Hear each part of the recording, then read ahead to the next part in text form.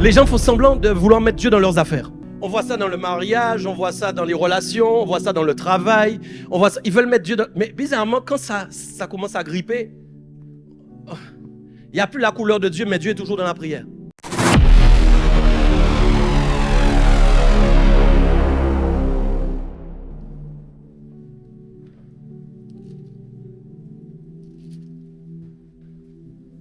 Ok, qui était là la semaine dernière à peu près? Je vois un peu. Ok, d'accord. Ok, le week-end dernier, j'ai enseigné sur un message que je vous conseille en tout cas d'aller voir, puisque mon message d'aujourd'hui va être vraiment dans la continuité de ce que j'ai enseigné en tout cas la semaine dernière. Ok, c'était un message vraiment important sur les réglages de Dieu. Ok, comment Dieu souhaite nous régler dans les moindres détails de notre vie. Ok, je crois que ce message a impacté plusieurs d'entre vous. Et je vous conseille vraiment de le voir si vous ne l'avez pas encore vu. Ok, quand on parle de régler, on peut penser même à des unités de mesure un peu. Et ce matin, je vais parler du poids. Donc, nous allons rester en fin de compte dans les unités de mesure spirituelles de Dieu. Ok, le thème que j'ai ce matin, c'est quel est ton poids spirituel. Ok, donc tu vas regarder ton voisin et tu vas lui dire quel est ton poids spirituel.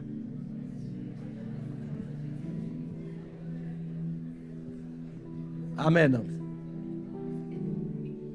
Quel est ton poids spirituel? Donc, on va parler ce matin de poids. Ok, je prie par la présence du Seigneur que tu nous aides ce matin à faire une percée dans ta présence, Jésus. Que tu agisses par ta parole, que tu agisses par tes desseins. Nous prions dans le nom de Jésus contre toute arme forgée contre nous. Et nous les annulons dans le nom de Jésus-Christ. Nous prions, Père, contre toute attaque de l'ennemi. Et nous les annulons dans le nom de Jésus. Nous prions ce matin que ta parole fasse une percée dans nos cœurs et dans nos esprits et que nous puissions recevoir de ta part, Père, tout ce que tu as préparé d'avance. Tu es le roi des rois et le Seigneur des seigneurs et ta parole est à toi. Dans le nom de Jésus-Christ, Amen. Et on peut acclamer la parole de Dieu.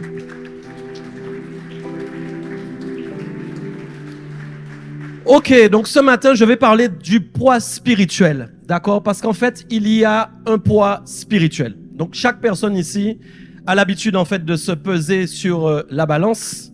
En tout cas, beaucoup d'entre nous, nous le faisons et nous observons, en tout cas, quel est notre poids, n'est-ce pas? Donc, peut-être que les dames le font un peu plus souvent que nous, je ne sais pas. Mais je crois que chaque personne, physiquement, un moment dans ta vie, forcément, tu vas devoir te peser, ok? Et souvent, bon, il y a des cris d'alarme certaines fois, quand l'aiguille est soit trop basse, soit trop haute, d'accord? C'est ce qui provoque chez certains, parfois comme moi, d'avoir le désir d'aller faire du sport.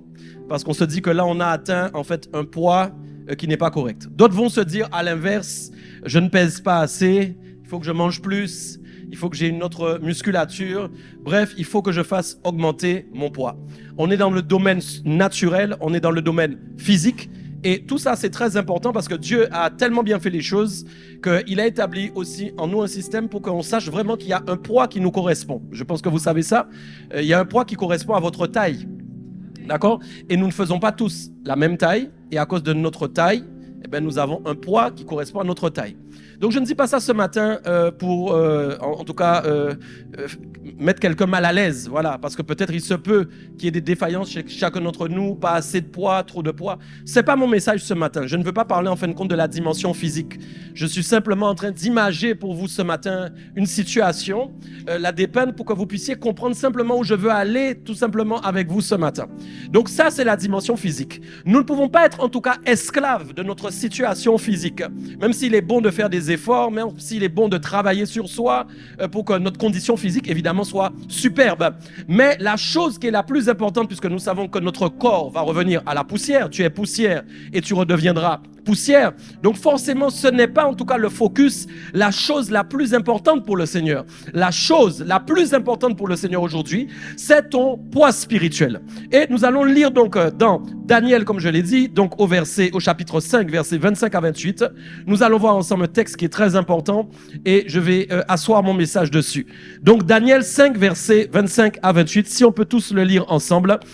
Voilà ce qui est écrit. Voici l'écriture qui a été tracée. On peut reprendre. Voici, est-ce qu'on peut lire ensemble l'écriture qui a été tracée compter, compter, peser et diviser.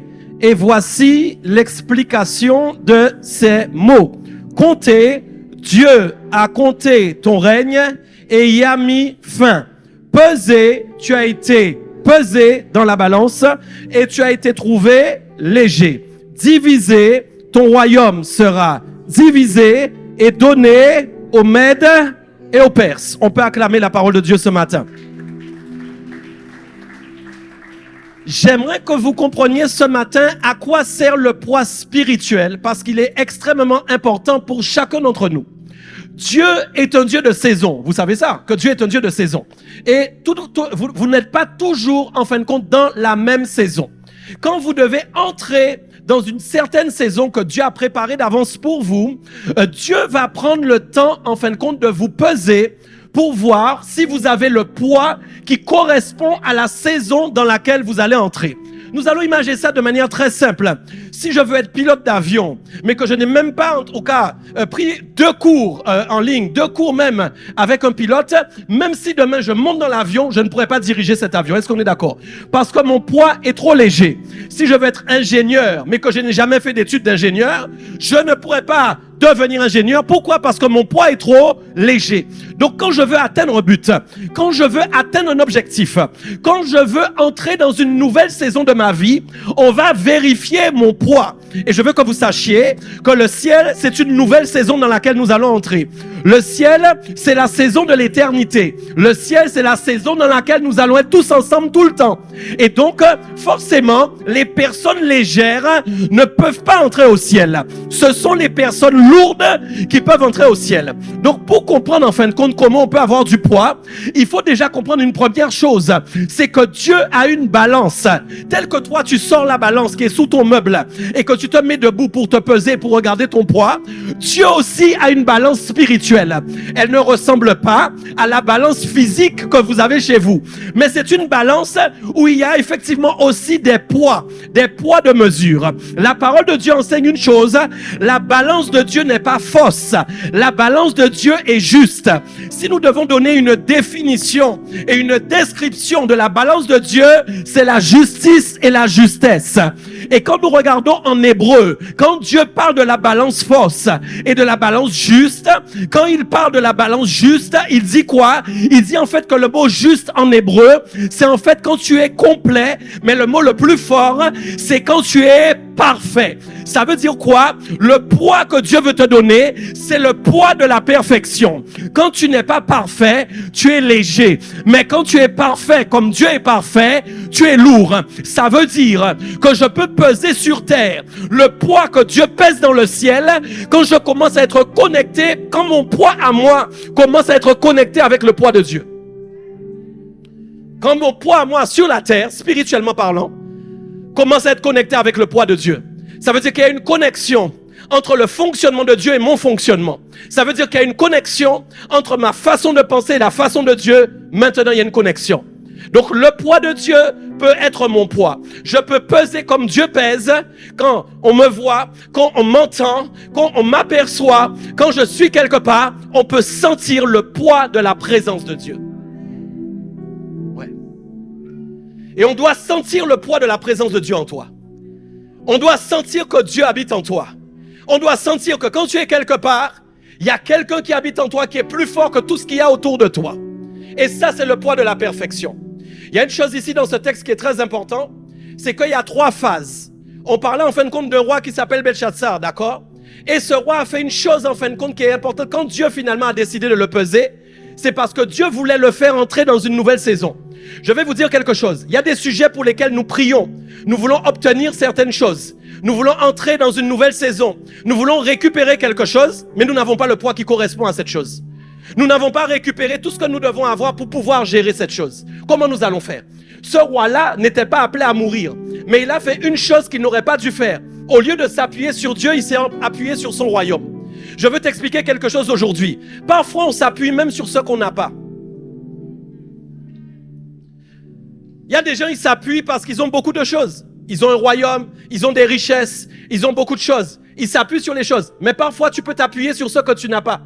Qu'est-ce que ça veut dire s'appuyer sur ce que tu n'as pas? C'est faire même confiance à ce que tu n'as pas. Pourquoi? Parce que quand tu n'as pas, on t'entend adorer ce que tu n'as pas. On t'entend dire à ce que tu n'as pas que tu ne vas pas t'en sortir. On t'entend dire à ce que tu n'as pas que tu ne pourras pas y arriver. On t'entend dire que ce que tu n'as pas, tu ne pourras pas avancer. Ça veut dire que ce que tu es en train de déclarer est contraire à la confiance en Dieu que tu dois normalement manifester. Donc même si tu as, tu peux être un adorateur de ce que tu as, mais même si tu n'as pas, tu peux être aussi un adorateur de ce que tu n'as pas. Pourquoi? Parce que la personne ou la chose dont vous parlez le plus, c'est celui-là en fin de compte que nous adorons. Ok? Donc la confiance en l'Éternel est une démonstration.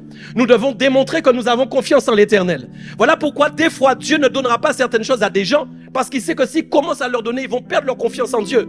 Tu peux être très confiant en Dieu quand tu n'as rien, mais devenir quelqu'un qui n'a plus confiance en Dieu quand tu as quelque chose. Comme aussi l'inverse aussi, tu peux ne rien avoir mais ne pas avoir confiance en Dieu. Tu peux être à l'église, tu peux être assis ici, tu peux aller au culte tous les dimanches, mais qu'en réalité au fond de toi, tu ne fais pas confiance à Dieu.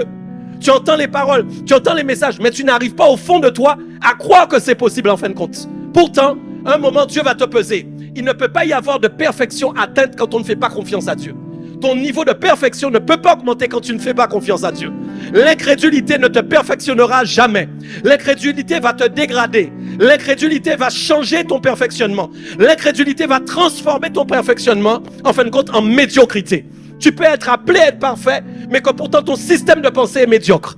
Tu peux être appelé à être parfait, mais pourtant ta manière de vivre est médiocre. Je déclare ce matin que tu n'es pas médiocre.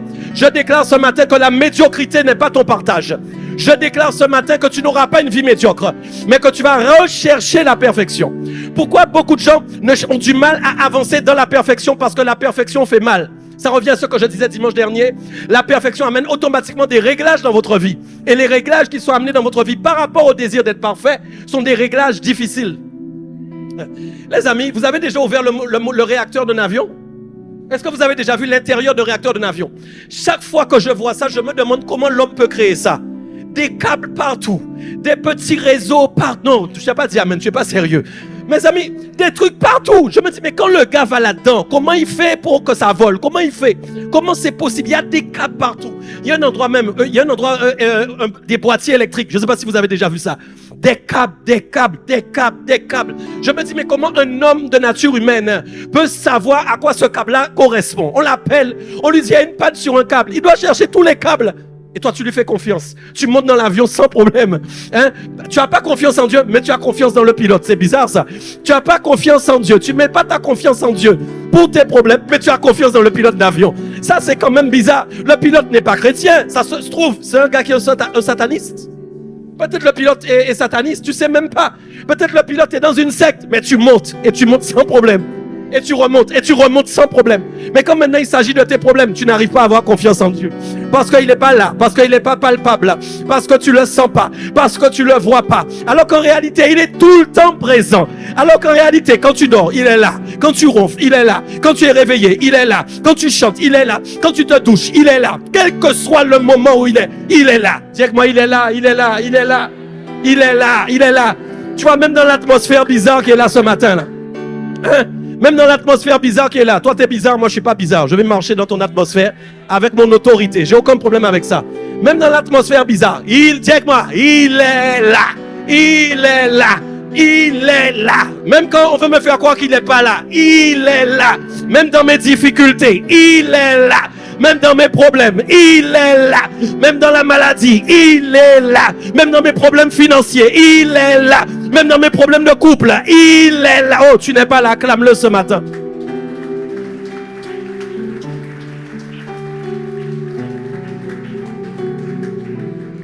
Si vous marchez avec Dieu, tout ce que vous entreprendrez, Dieu sera avec vous. Pourquoi vous voulez penser le contraire? Si vous marchez avec Dieu, tout ce que vous allez entreprendre, Dieu sera avec vous. Pourquoi vous voulez douter? Dieu marchera avec vous. Dieu fera avec vous. Dieu vous aidera. Dieu vous permettra de vous en sortir des épreuves. Gloire à Dieu pour tout ce qui va arriver parce que Dieu est en train de vous préparer. Gloire à Dieu pour tout ce qui est en train de se passer parce que Dieu est en train de vous former. Si vous entrez dans une nouvelle saison, on va venir vous peser. Dieu va sortir sa balance. Aïe, aïe, aïe, aïe. Il va sortir sa balance de son armoire spirituelle et il va dire, maintenant on va voir si tu es prêt à entrer dans cette saison à laquelle tu as appelé. Maintenant on va voir si tu t'es réellement préparé pour entrer dans cette saison à laquelle tu es appelé. On n'entre pas avec les doutes. On n'entre pas avec les paroles négatives. On n'entre pas en pensant qu'on ne va pas y arriver. On entre avec la foi. On entre avec la ferveur, on entre avec le zèle, on entre avec l'autorité, on entre avec la domination, on entre avec la confiance. On ne se laisse pas marcher sur les pieds par les démons. On ne se laisse pas écraser par les démons. On ne se laisse pas malmener par les démons. On a de l'autorité. On est des vaillants héros. On est des vaillants guerriers. On pèse lourd. Là où on passe, les chemins ont des traces parce que nos pieds sont trop lourds. Là où on parle, nos voix laissent des traces parce que notre voix est trop lourde. Nous sommes lourds spirituellement. Nous sommes équipés spirituellement. Nous sommes remplis spirituellement.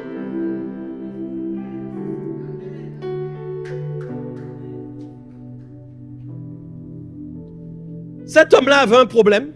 Il était appelé en fait à de grandes choses. C'est pourquoi n'enviez jamais la richesse de quelqu'un. N'enviez jamais la situation de quelqu'un qui est mieux que vous.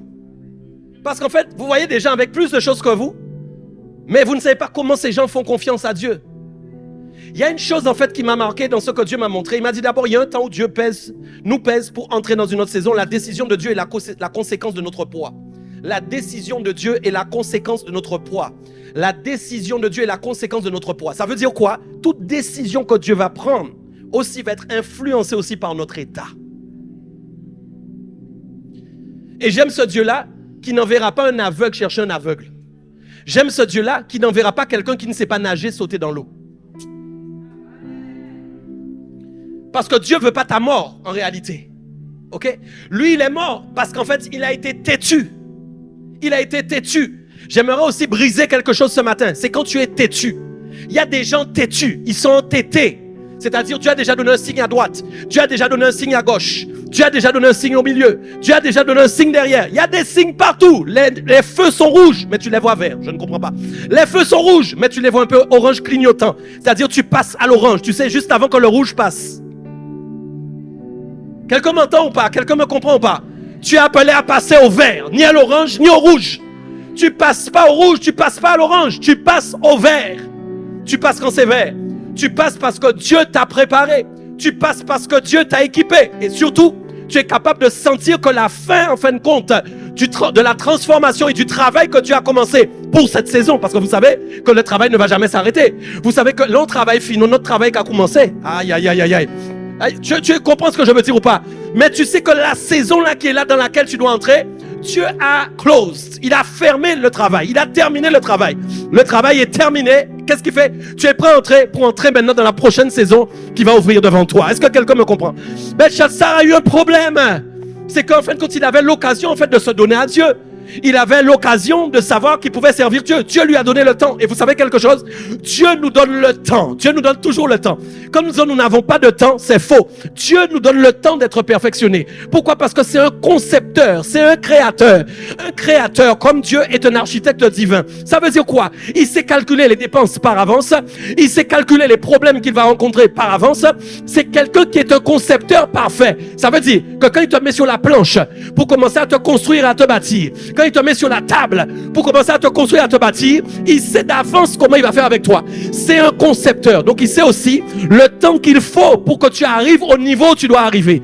Chacun d'entre nous ici, nous sommes tous différents. Pas le même caractère, pas la même personnalité, pas la même manière de penser, pas la même manière de voir les choses. Mais il sait le temps qu'il faut pour te changer toi. Le temps qu'il faut pour me changer moi et toi. Le temps qu'il faut pour que nous soyons parfaits pour entrer dans cette saison parfaite. Pourquoi? Parce que chaque saison a un niveau de perfection qui lui correspond. Ouais. Ok? Donc Dieu sait le temps qu'il faut. Donc Belchassar avait le temps, mais il n'a pas utilisé le temps pour changer. Qu'est-ce qu'il a fait? Il s'est appuyé en fin de compte sur ce qu'il a. Regardez une chose que j'ai notée, qui est très importante. Je ne sais pas si vous avez remarqué. J'ai écrit d'ailleurs, ton poids est au milieu de ce que tu as et de ce qu'on fera de ce que tu as. Ton poids est au milieu de ce que tu as et de ce qu'on fera de ce que tu as. Vous n'avez pas lu le verset bien, c'est écrit. Compter, compter, peser et diviser. Ok? Voici l'explication. Dieu a compté ton règne et y a mis fin. Ça veut dire que avant que Dieu lui parle de son poids, il lui parle d'abord de ce qu'il a.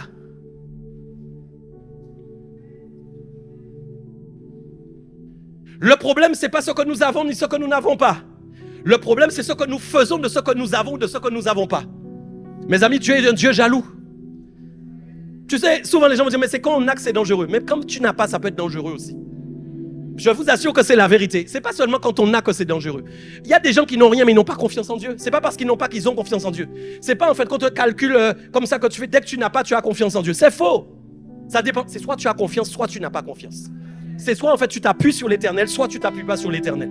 C'est soit c'est l'Éternel qui est le premier dans ton cœur, soit c'est pas l'Éternel. Soit ce sera autre chose, on est d'accord? Soit ce sera le manque, soit ce sera l'abondance. Est-ce qu'on est d'accord? Soit ce sera ce que j'ai, soit c'est ce que je n'ai pas.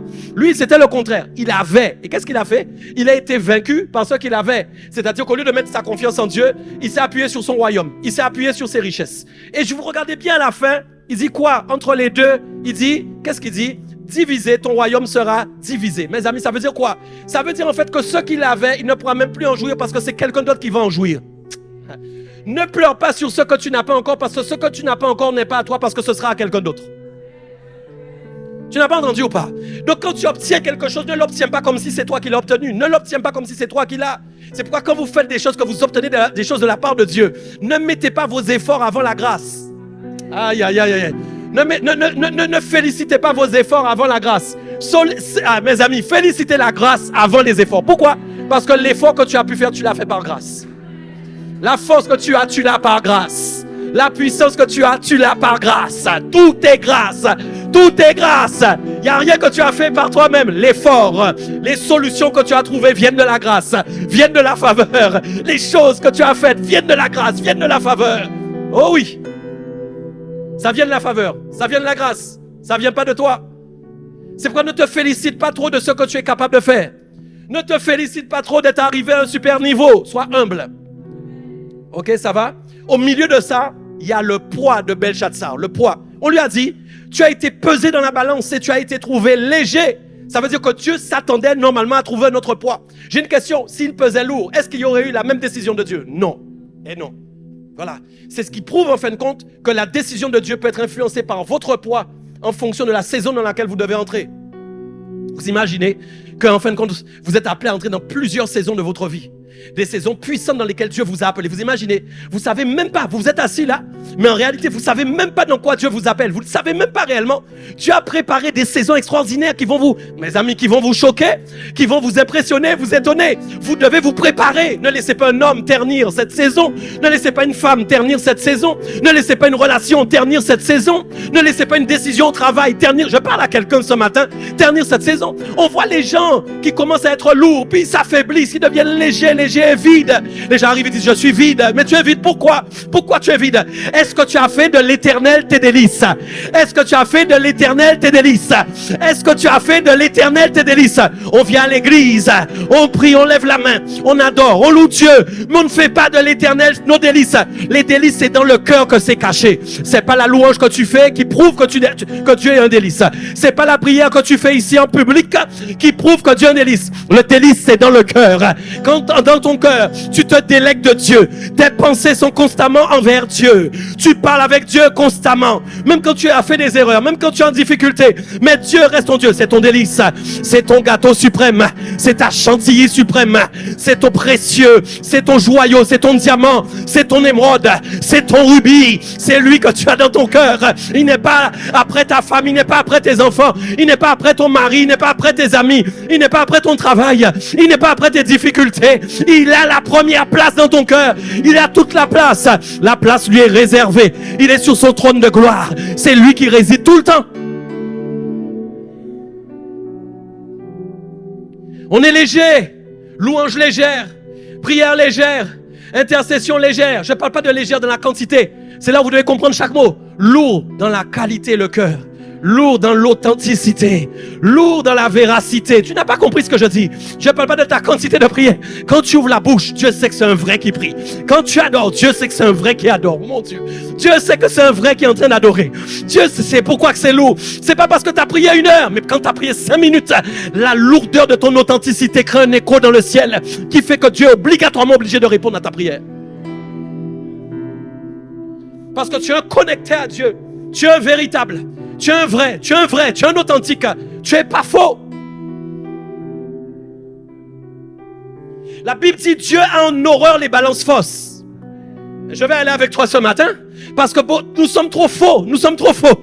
Nous sommes trop faux. Faux égale faux semblant.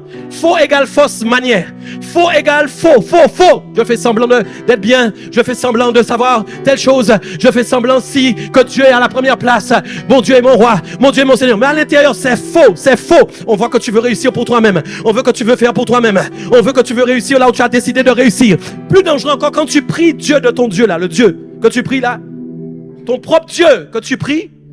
Mais en fait, quand tu le pries, tu le mets dans la prière. Mais en fait, c'est pour que toi, tu obtiennes quelque chose que tu veux.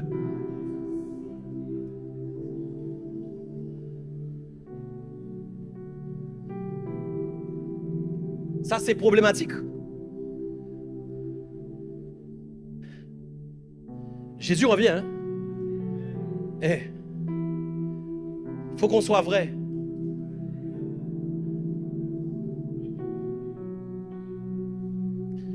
Ton poids est au milieu de tout ça. Tu as compris ça? Ok. Maintenant, je vais te montrer 4 choses. 1 Samuel 2, verset 3. 1 Samuel 2, verset 3. Dieu pèse tes actions. Alors, dis ça avec moi. Dieu pèse mes actions. On doit être attentif à chaque chose qu'on fait. Allô? Allô? On doit être attentif à chaque chose qu'on fait. Ce qu'on appelle les actions, c'est chaque chose qu'on fait. Il faut être attentif. L'attention, c'est la perception. Quand je perçois en fait que je fais des choses qui ne sont pas bien. Si je n'ai pas d'attention, je n'ai pas de perception. C'est-à-dire, j'agis, mais sans trop d'analyse. Mais quand j'ai de l'attention sur des choses, j'observe. Parce que je dois prier pour moi-même. Je dois prier pour que ça ne se fasse plus. Je dois prier en fin de compte pour que cette action-là n'ait plus lieu. Parce que je suis parfait comme lui, il est parfait. Je sais qu'il est parfait et je sais qu'il veut que je sois parfait. Donc, si j'ai des mauvaises actions au cœur de ma vie, ma perfection est atteinte. Mon combat, c'est que mes actions soient bonnes. Et voilà pourquoi il dit dans 1 Samuel 2, verset 3, ne parlez plus lis avec moi, avec tant de... Ne parlez plus avec tant de hauteur, après que l'arrogance ne sorte plus de votre bouche, car l'Éternel est un Dieu qui sait tout, et par lui sont toutes les actions. Ça veut dire ici, ce matin même, il y a un poids d'action qui est là devant Dieu. Nous avons tous ici un poids d'action rassemblé qui est devant Dieu. Et Dieu dit quoi? Il faut que tu arrêtes de parler avec arrogance et hauteur. La hauteur, c'est quoi? C'est quand en fait nous croyons en fin de compte que nous sommes capables. C'est quand en fait nous voulons faire comprendre à Dieu que nous pouvons le faire, que nous pouvons y arriver. Mais nous ne pouvons rien faire sans lui.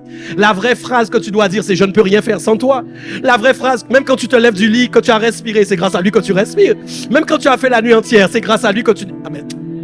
Non, mais attends. Et nous parlons avec hauteur. J'ai la clé de ma voiture, je roule tous les jours, je démarre, je fais mes affaires, je travaille. Vous savez, nous sommes parfois arrogants. Et qu'est-ce qui se passe? Ça crée une mesure de poids légère en nous. C'est pas une mesure lourde. Mais par contre, celui qui reconnaît en fin de compte qu'il est mortel, celui qui reconnaît en fin de compte que sans Dieu il ne pouvait pas ressusciter, celui qui reconnaît que quand il respire, c'est grâce à Dieu, celui qui reconnaît que s'il a un travail, c'est grâce à Dieu. Tu sais, tu vas peut-être faire de longues études, mais ne crois pas que parce que tu as réussi à tes longues études que c'est grâce à toi. C'est grâce à Dieu même que tu fais de longues études. Quand tu auras le diplôme, c'est grâce à Dieu que tu auras eu le diplôme. Est-ce que quelqu'un est avec moi ou pas? Donc ça veut dire quoi? Ça veut dire quoi? Je ne suis pas arrogant. Il n'y a pas d'arrogance dans ma vie. J'ai de la maîtrise en fin de compte, même sur ce que je reçois, parce que je sais reconnaître que c'est Dieu qui est capable de le faire. Sans lui, je ne peux pas le faire. Et c'est important, pourquoi? Parce que quand je suis comme ça, il y a quelque chose qui se passe, en fait, non seulement dans ma bouche, mais surtout mes actions commencent à être sous le contrôle de Dieu. C'est normal. Essayez d'imaginer une personne. Vous savez, les gens font semblant de vouloir mettre Dieu dans leurs affaires. On voit ça dans le mariage, on voit ça dans les relations, on voit ça dans le travail. On voit ça, ils veulent mettre Dieu dans... Mais bizarrement, quand ça commence à gripper, Il n'y a plus la couleur de Dieu, mais Dieu est toujours dans la prière. Si tu as mis Dieu dedans, on doit voir la couleur de Dieu. Ah, non, non, tu ne m'as pas compris. Si tu as mis Dieu dedans, on doit voir la couleur de Dieu dans ce que tu es en train de faire. Parce que tes actions vont être amplifiées, vont être en mouvement, vont être alimentées, vont être inspirées par quoi? Par la confiance que tu as mis en Dieu. Par le fait que tu reconnais que c'est Dieu qui... Est-ce qu'on est d'accord? Donc ça veut dire quoi? Tu n'auras pas toujours ce que tu veux. Tu n'obtiendras pas toujours tout ce que tu veux avoir quand tu veux. Voilà. Et il y a des gens qui se disent, mais j'ai déjà prié tant de fois pour ça, c'est normal. Non, mais Dieu doit... Non, non, Dieu estime que ce n'est pas encore le temps. Dieu estime que ce n'est pas encore tu n'as pas assez prié. Tu n'as pas assez prié. Tu n'as pas encore assez prié. Peut-être qu'il développe en toi l'esprit d'un intercesseur. Peut-être qu'à la fin, tu étais en train de prier pour obtenir quelque chose et à la fin, il y a une prophétie que Dieu va dire. Mais je ne t'avais pas dit, mais tu es un intercesseur pour l'Église. Parce que les voix de Dieu ne sont pas nos voix. Les projets de Dieu ne sont pas forcément nos projets. C'est pour ça qu'il faut apprendre à soumettre ses projets, apprendre à soumettre ses décisions à Dieu. Les gens viennent à l'église, mais ils sont désobéissants comme pas possible. Ils écoutent toutes sortes de messages, ils veulent toutes sortes de révélations et de prophéties. Mais ils sont désobéissants comme pas possible. Ils n'aiment pas obéir. La vraie obéissance, c'est quand tu fais ce que tu ne veux pas. Pour Dieu, pas pour la chair. Quand tu fais ce que tu ne veux pas faire, pour le Seigneur. Parce que le Seigneur t'oblige à faire des choses, pas par méchanceté, mais pour ton bien. J'ai pas fini. Attends, premier point, tu as compris les actions. Deuxième point, nos esprits. Proverbe 16, verset 2. Proverbe 16, verset 2. Toutes les voies de l'homme sont pures à ses yeux. Ah, toutes les voies de l'homme sont pures à ses yeux. Ah, mais celui qui pèse les esprits, c'est l'Éternel. Tu peux penser que tu as un super esprit. Hein? Tu peux penser que tu es super bien. Il y a des gens qui s'estiment bien. Ce n'est pas bon d'avoir une bonne estimation de soi quand on a confiance en Jésus. Mais attention à ne pas avoir une trop haute estimation qui ne correspond pas réellement à ce que Dieu voit. Je ne sais pas si quelqu'un a compris. Tu vois, tu peux estimer que tu es quelque part et que ton esprit arrive à un certain niveau. Mais comment Dieu voit ton esprit? Comment Dieu réellement voit ton esprit? Lui, il dit quelque chose, toutes les voies de l'homme sont droites à ses yeux. C'est-à-dire, quand les hommes font des choses, ils sont sûrs d'eux. C'est bien en même temps. Vous voyez un peu le problème, c'est un message qui se contredit. Il dit il faut avoir confiance, mais en même temps, il faut pas être sûr. Mais c'est normal, en fait, c'est pas le problème d'avoir confiance. C'est de voir qui est au centre de ta confiance. Allô? Le problème, c'est pas que tu aies confiance, ni que tu sois sûr. Mais c'est de voir qui est au centre de ta sûreté, de ton assurance. Tu vois, et il dit une chose ici, toutes les voies de l'homme sont pures à ses yeux. C'est-à-dire que les hommes pensent que... Et puis c'est normal, je vais aller dans un endroit ce matin. Quand on commence à faire des choses et qu'on voit en fin de compte que des bénédictions, mais qu'on est dans le faux. Ça, c'est problématique, hein? Vous savez qu'il y a des gens à l'heure actuelle où on parle qui sont sûrs que Dieu est avec eux alors que Dieu n'est pas là. En fait, Dieu est là, mais il n'est pas dans leurs affaires. Pourquoi? Parce qu'en fait, ils voient que chaque chose qu'ils font marche. Vous savez, le diable fait marcher beaucoup de choses aussi. Le diable fait fonctionner beaucoup de choses. Ça marche. Et ça marche bien. Allez faire un tour partout dans le monde, voyager un peu. Vous savez, ça marche super. Les gens ne prient pas. Les gens ne vont pas à l'église. Ça marche. Ils viennent te voir, ils font des vidéos sur Instagram. Je suis devenu riche en 20 jours, en 30 jours. Qu'est-ce que vous dites pas, amen? Ça marche bien dans le monde, hein? Et ça marche super bien. Pourtant, Dieu n'est pas là. Ils n'ont jamais prié. Dieu n'est pas dedans. Ils n'ont jamais prié par leur propre force à eux et leur propre faculté, leur propre foi. Ils sont arrivés. Pire, c'est quand un chrétien qui met Dieu dans ses affaires hypocritement. Il sait qu'il faut mettre Dieu, mais il n'a pas envie de le mettre. C'est-à-dire, tu sais, il y a le savoir ce que Dieu veut, mais le cœur qui veut réellement faire ce que Dieu veut. Ce n'est pas la même chose. Bon, je vais redire, quelqu'un doit entendre bien. Je suis en train de dire, il y a savoir ce que Dieu attend. Vous tous là, vous êtes des sages, vous savez. Donc vous êtes capable de faire ce que Dieu attend parce que vous savez ce qu'il attend. Mais tu sais que c'est pas bon.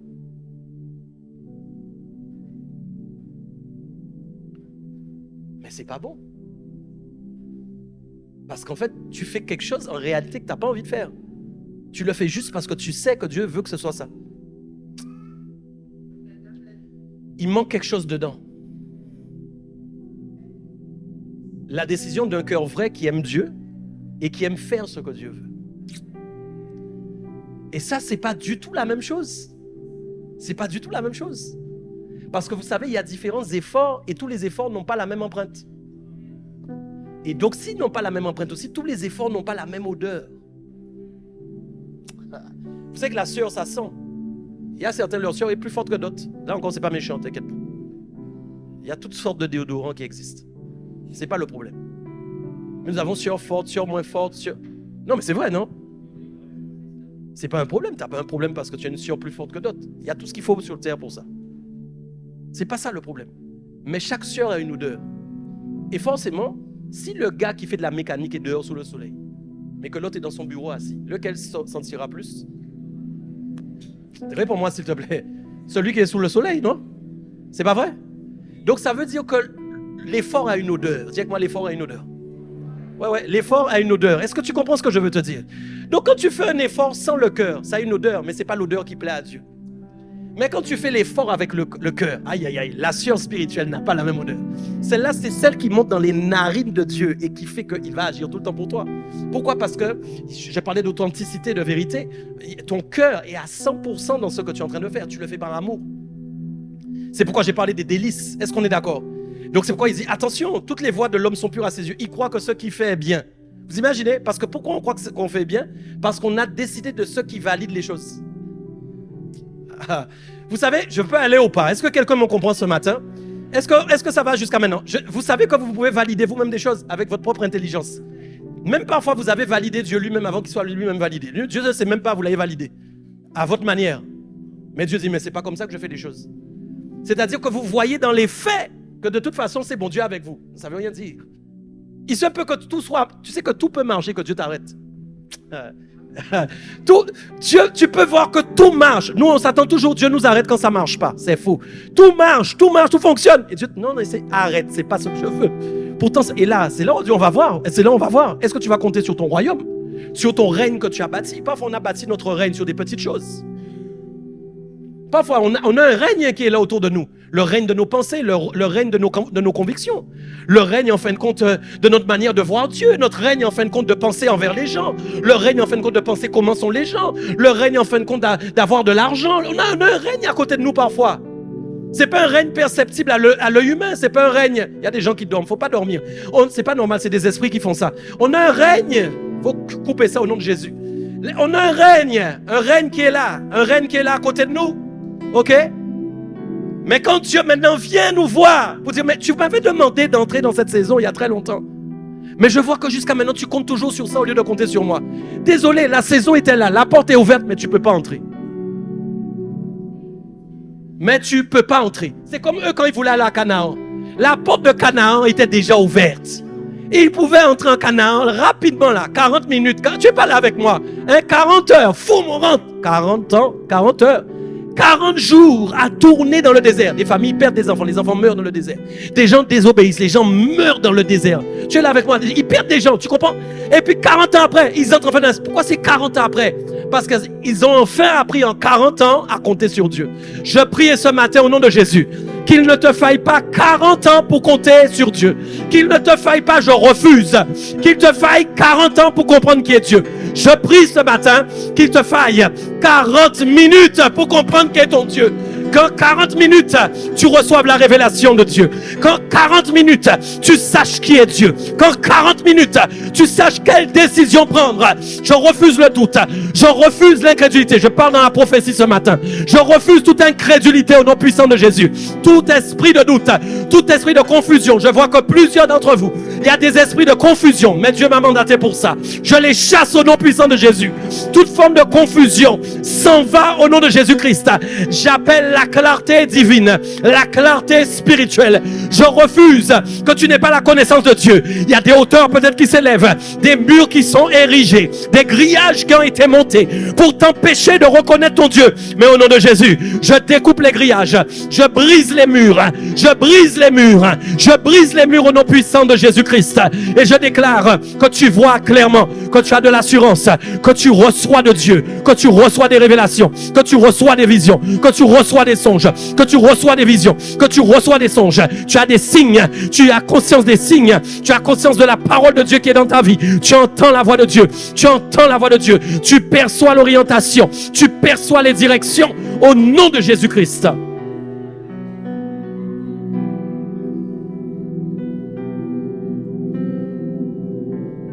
Faites bien la différence entre deux choses. Ce matin, je ne parle pas de péché. Péché, c'est un rapport avec la sanctification.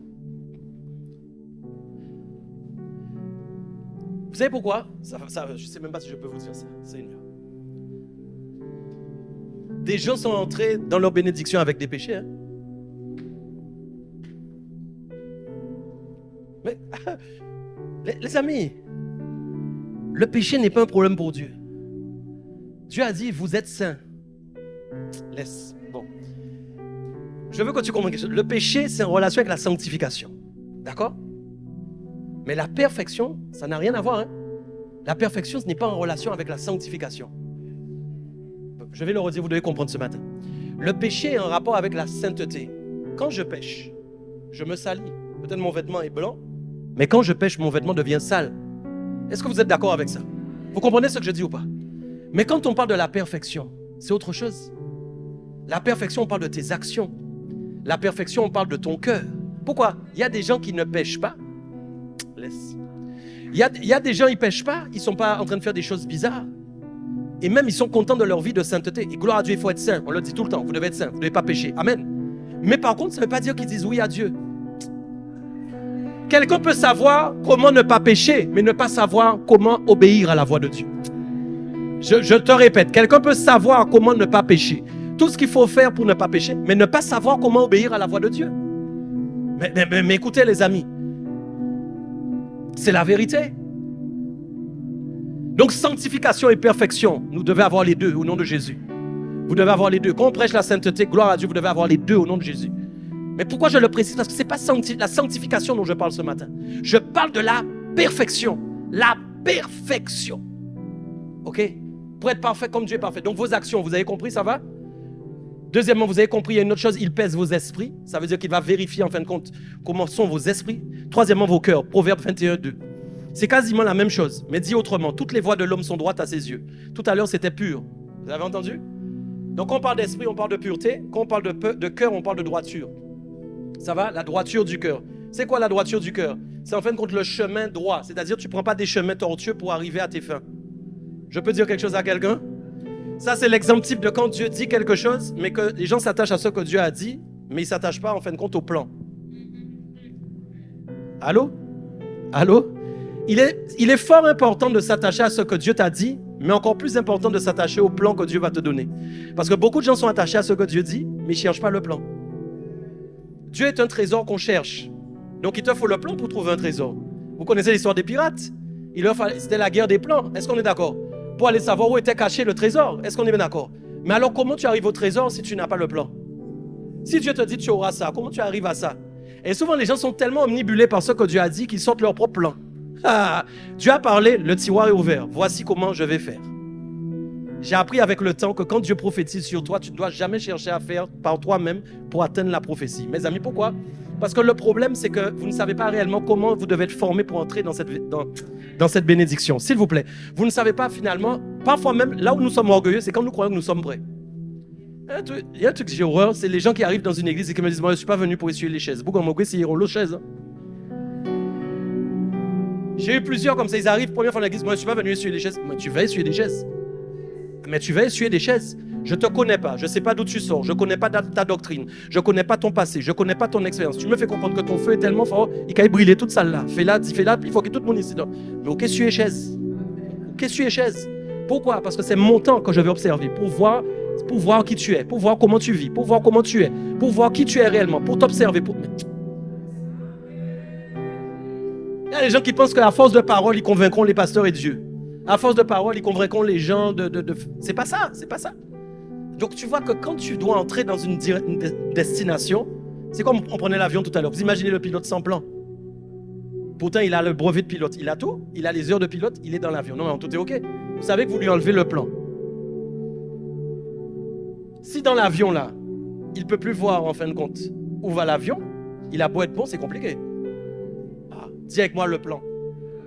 Quand Dieu dit une chose sur ta vie, tu dois chercher le plan.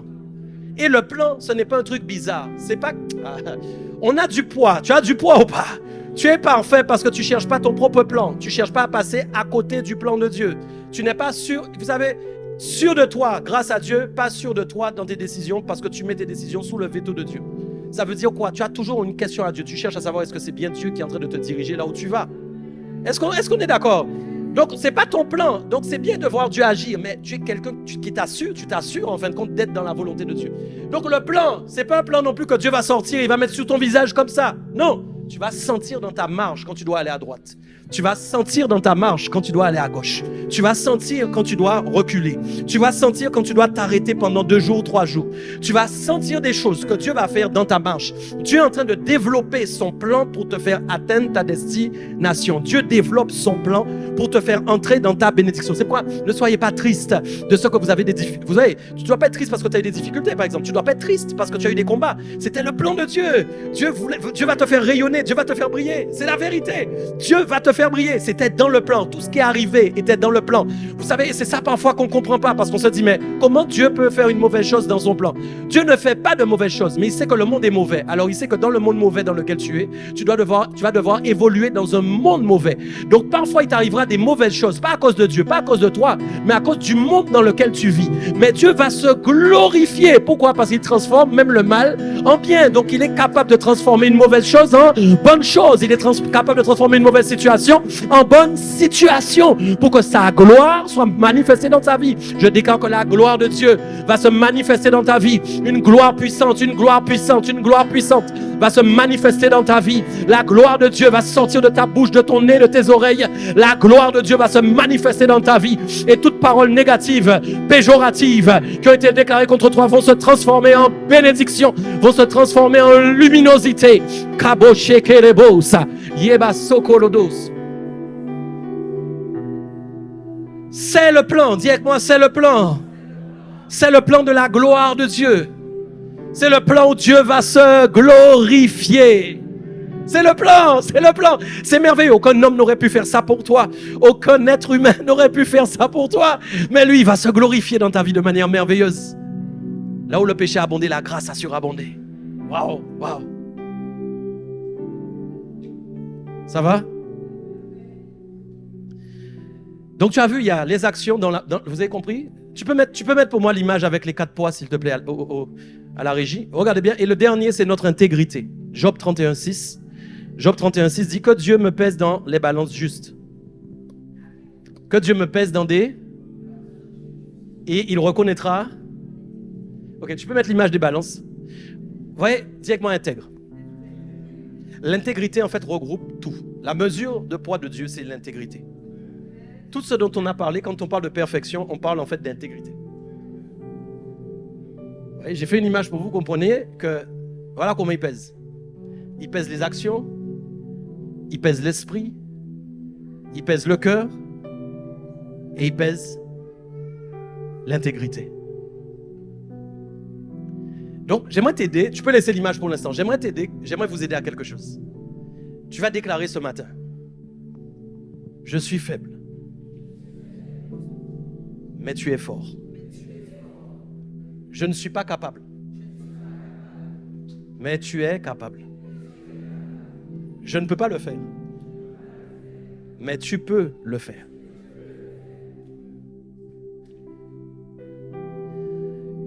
Il y a certaines personnes parfois, vous êtes dans des dimensions d'accablement.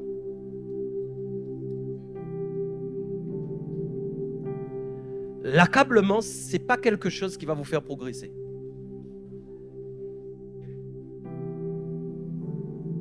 Même parfois, les gens sont accablés par rapport à Dieu. Hein? C'est-à-dire, ils sont accablés. Ils sont accablés parce qu'ils se disent, j'y arrive pas. Mais cet accablement, à un moment, il doit s'arrêter. Tu dois te mettre debout. Tu dois relever ta tête. Et tu dois dire à ton Dieu que tu sais qu'il va le faire. Si Dieu pensait qu'aucun d'entre nous, aucune personne parmi nous, ne pourrait pas le faire, il ne nous aurait pas choisis. Mais Dieu se rappelle qui nous a fait semblable à lui, de peu inférieur à lui. Dieu sait, sur toute la terre, tu regardes les nuages, ils ne ressemblent pas à Dieu. Tu regardes le chien, il ne ressemble pas à Dieu. Tu regardes les poissons, ils ne ressemblent pas à Dieu. Tu regardes ta voiture, elle ne ressemble pas à Dieu. Mais toi, quand Dieu te regarde, Dieu dit, voilà mon semblable. Voilà celui et celle qui nous ressemble. Donc quand tu es accablé, Dieu n'est pas accablé. Quand tu penses que tu ne vas pas y arriver, Dieu ne s'est pas dit que tu ne vas pas y arriver. Il y a un temps pour pleurer, il y a un temps pour rire. Parfois, il faut pleurer, parfois. C'est pas un problème. Mais tu ne vas pas rester toute ta vie à pleurer. Parfois, il faut être triste. Mais tu ne seras pas triste toute ta vie. Je peux aller quelque part. Tu peux ne pas avoir la joie, mais ne pas être triste. Bon. Je ne sais pas si tu as entendu ce que... Je ne sais pas si tu as compris. Tu peux ne pas avoir encore la joie, ok? Mais ne pas être triste. Ça veut dire que tu n'es pas encore arrivé dans la joie, mais tu es déjà sorti de la tristesse. Acclame Dieu ce matin. Non. Tu es déjà sorti de la tristesse. Donc, Dieu n'est pas un père fouettard. Est-ce qu'on est d'accord? Qui est en train de te fouetter. Sois dans la joie. Sois dans la joie. Non, mais non. Et puis, tu vois, les gens, ils sont frustrés parce qu'on leur a dit, soyez toujours joyeux. Dans la Bible, ils n'arrivent pas à être... Mais non, t'inquiète pas. Dieu t'a choisi. Le choix de Dieu sur toi est plus fort que ton propre état. Le choix de Dieu est plus fort que ton état. Le choix de Dieu est plus fort que ce par quoi tu passes. Le choix de Dieu est plus fort que tes problèmes. Le choix de Dieu est plus fort que ton miroir. Tu sais, le reflet qu'il te donne là. Quand tu regardes et que tu dis que c'est pas bon. Il est plus fort que ton reflet. Changez miroir ou que vous notre monde. Changez miroir en Dieu ou que vous notre monde. Changez miroir. Prends miroir à bon Dieu. Ouais. Prends le miroir de Jésus. Prends le miroir de Jésus, le miroir de Christ. Ça va? Donc c'est pas le problème. Parce que tu es parfait. Nous sommes parfaits. Comme lui, il est parfait. Tu dois peser.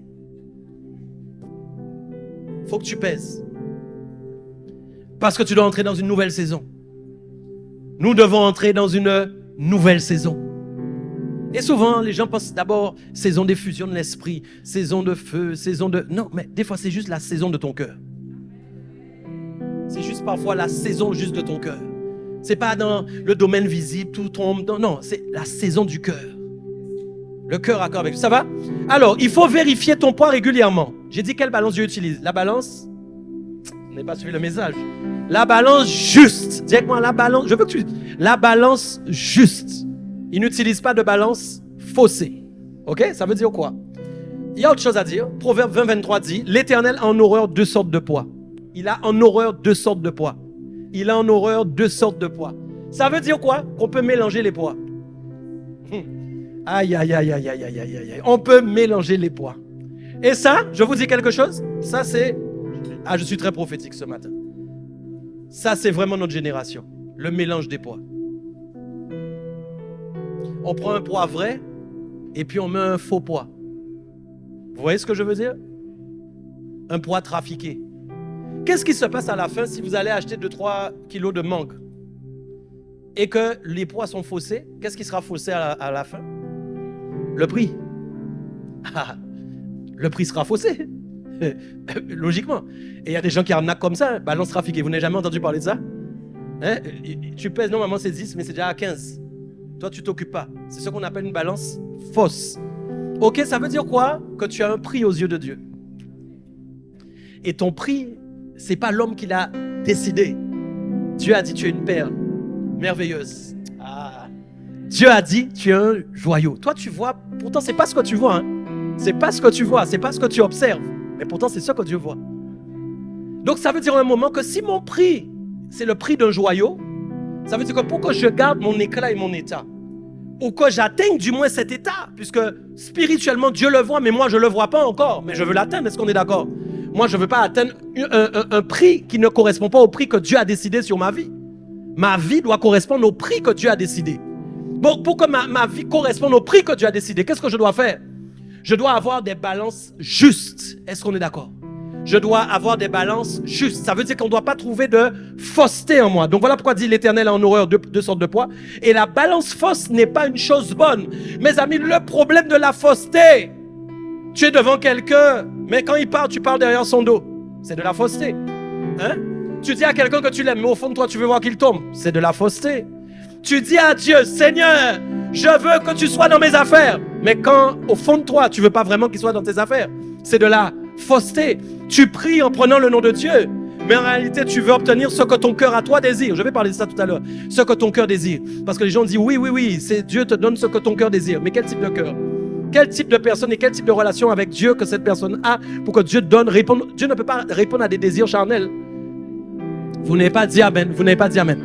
Dieu ne peut pas répondre à tes désirs à toi. Le seul moyen pour que Dieu réponde au désir d'un homme, c'est quand cet homme ou cette femme a fait de Dieu ses délices.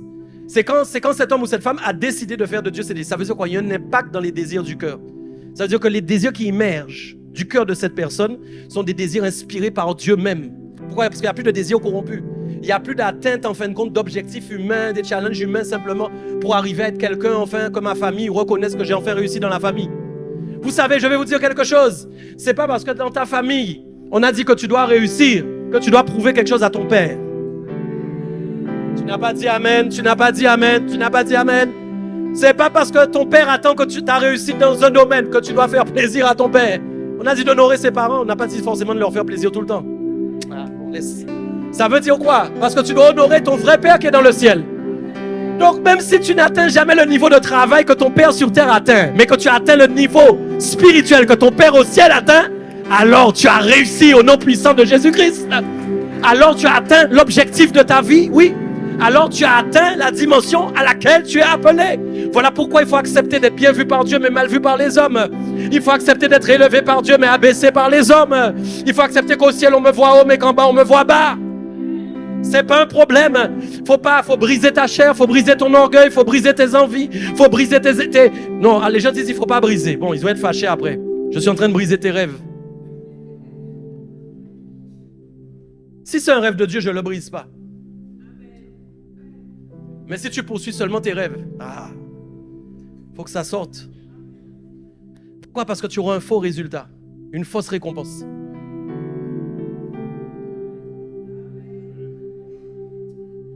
Amen. Tu auras une fausse récompense. Parce que la vraie récompense que tu devais avoir, tu ne vas pas l'obtenir. La récompense que Dieu a prévue pour toi. Ce que tu veux, c'est la récompense de Dieu, pas la récompense des hommes. Ça va? Donc, il ne doit pas y avoir de fausseté en toi. Tu as compris? Quand il y a de la fausseté, il y a en fin de compte, ce n'est pas du perfectionnement, c'est de la détérioration. Quand on est faux, il y a de la détérioration. Beaucoup de détérioration. Ça va?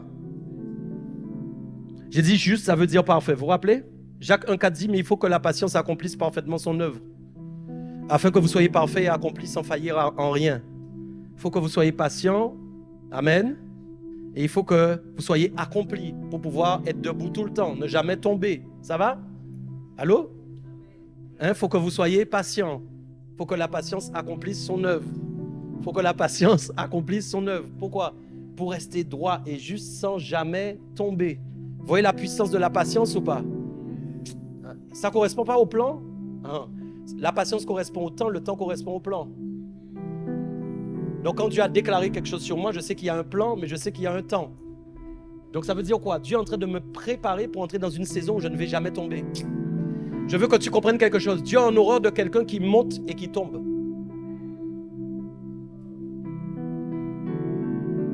Vous imaginez, nous cherchons à monter avec... Vous ne devez pas chercher à descendre quand même. Non, est-ce qu'on est d'accord? Même dans la vie, vous ne cherchez pas à descendre. Est-ce qu'on est bien d'accord? Ok? Moi, je ne suis pas contre l'évolution ni contre le succès. Je suis pour le succès, mais avec Dieu. Mais donc, qu'est-ce que je cherche? Je cherche à évoluer, non? Mais arrêtez, vous dites, mais non, attends. Nous voulons réussir, mais qu'est-ce qu'il y a? Mais avec Dieu, est-ce qu'on est d'accord? Ce que je ne veux pas, c'est que tu réussisses seul. Est-ce qu'on est d'accord? Je veux que tu réussisses avec ton Dieu. Donc, on cherche à évoluer, on cherche à monter. Mais essayez d'imaginer quand vous montez par vous-même et que donc vous n'avez pas appris à ne pas faillir à rien. Que quelqu'un me comprenne ce matin. La Bible dit que c'est la patience qui me permet de devenir quelqu'un qui ne faillit point. Ça veut dire quelqu'un qui ne tombe point. La patience. Les amis, les gens sont impatients de nos jours, c'est rapide. Hein?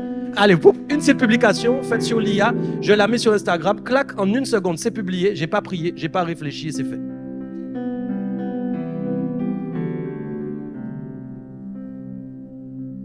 C'est pas vrai? Et vous savez que ça va aller de plus en plus vite. Donc les pasteurs qui sont pour la vitesse rencontrent les pasteurs qui seront pour la patience. Et ils vont dire, vous croyez tous que l'IA c'est démoniaque? Vous croyez tous que ce qu'il faut vivre avec son temps? Moi je vis pas avec mon temps, je vis avec le temps de Dieu. Tu n'as pas entendu ce que j'ai dit? Si toi tu veux vivre avec ton temps, vis avec ton temps. Moi je vis avec le temps de Dieu. Le temps de Dieu c'est pas le temps du monde. Donc arrête de dire que tu vis avec ton temps. Tu vis pas avec ton temps, tu vis avec le temps du ciel. Donc forcément ta vision du temps terrestre n'est pas la même vision que tous les terrestres, tous les terriens. Quelqu'un est avec moi? Donc ce que je dis qui est très important, c'est que nous devons réapprendre à l'église à aimer patienter. Tu as un appel, tu ne sais pas à quel âge tu seras pasteur. C'est pas toi qui vas décider. Tu as un appel de prophète, tu comprends pas, mais passez là pour j'envoie, il faut y consacrer moins, passez là pour j'envoie, appel là, passez là pour j'envoie onction là.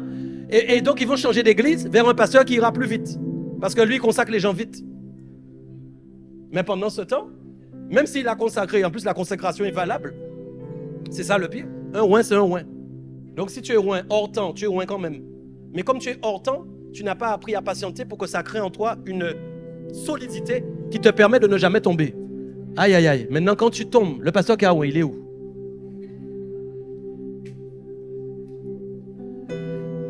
Allô?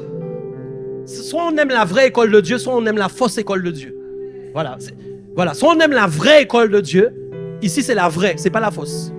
Soit on aime la vraie école de Dieu. Ça, c'est les forts qui restent là. C'est ça, je peux te dire. Soit on aime la vraie, soit on aime la fausse.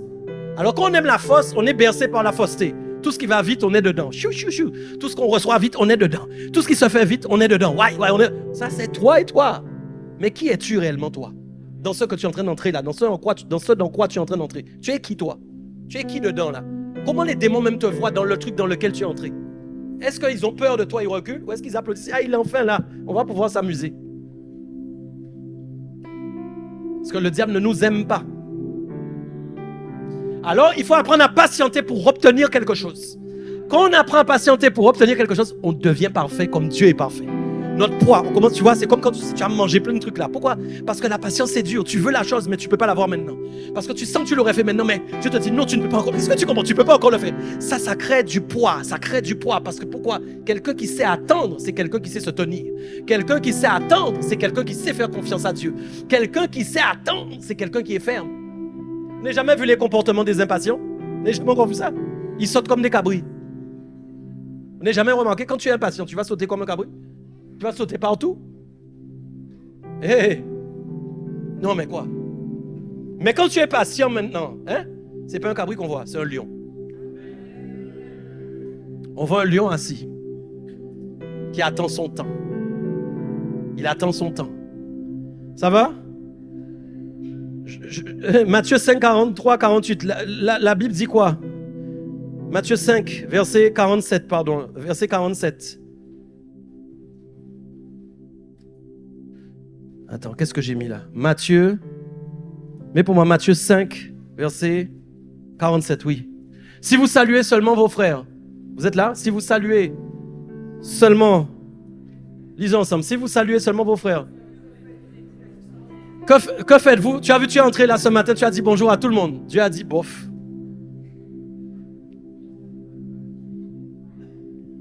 Et nous, tout le monde trouve ça génial. Dieu a dit bof. Nous, on a trouvé ça super. Et les gens disent, ah, on fait une église où les gens se saluent. Je viens dans cette église. Dieu a dit bof. Et il a dit quoi? Les païens aussi ne font-ils pas ce que vous avez fait ce matin? Hein? Ils font pas ça, hein, pasteur? Hein? Ils le font aussi, non? Alors, en fait, Dieu dit, ce qu'un païen fait, que tu fais pour lui, ça reste au niveau du bof. L'ordinaire. Quand tu fais un truc qu'un païen fait, au niveau du niveau, c'est ordinaire. Donc, il manque un mot dans Dieu là-dedans. Extra. Tu es d'accord? Non, mais est-ce que tu es d'accord avec moi? Parce que ton Dieu est-il ordinaire? Il est comment? Donc, si tu fais des choses ordinaires, est-ce que ça correspond au Dieu de ta perfection? Donc, il faut mettre un extra devant ordinaire. Ça veut dire Dieu dit maintenant, il faut que tu fasses quelque chose que les païens ne savent pas faire. Voilà, il faut que tu fasses quelque chose que les païens n'arrivent pas à faire. Tu es là ou pas? La suite, c'est quoi? Les païens aussi n'agissent-ils pas de même? Soyez donc parfaits comme votre Père Céleste est parfait. Waouh, waouh, waouh, waouh, waouh. C'est la vérité. Ça veut dire, il dit quoi? Il dit, voilà la perfection. C'est quand tu fais quelque chose qu'un païen ne peut pas faire. Quand tu es capable d'avoir un comportement qu'un païen ne peut pas avoir. Est-ce qu'on est d'accord? C'est pourquoi c'est écrit un peu plus haut, au verset 43, tu aimeras ton prochain, tu haïras ton ennemi. Non, mais toi, tu vas aimer tes ennemis, tu vas les bénir, tu vas bénir ceux qui te maudissent, tu vas faire du bien à ceux qui te haïssent, et tu vas prier pour ceux qui te maltraitent et qui te persécutent. L'extra est là, voilà l'extraordinaire. Tu deviens extraordinaire quand tu commences à faire ce que les païens ne peuvent pas faire. Un païen ne te dira pas qu'il va prier pour ceux qui le maltraitent. Ah, ça, il ne va pas le faire. Il va te demander si tu es malade. Ok? C'est ça la vérité. Ça va? Je termine. Psaume 37, verset 3 à 5. Confie-toi, lisons, confie-toi en l'Éternel et pratique le bien. Aie le pays pour demeure et la fidélité pour... Fais de l'Éternel tes délices et il te donnera ce que ton cœur désire. Recommande ton sort à l'Éternel. Amen. Mets en lui ta confiance et il agira. Acclame le Seigneur pour ça.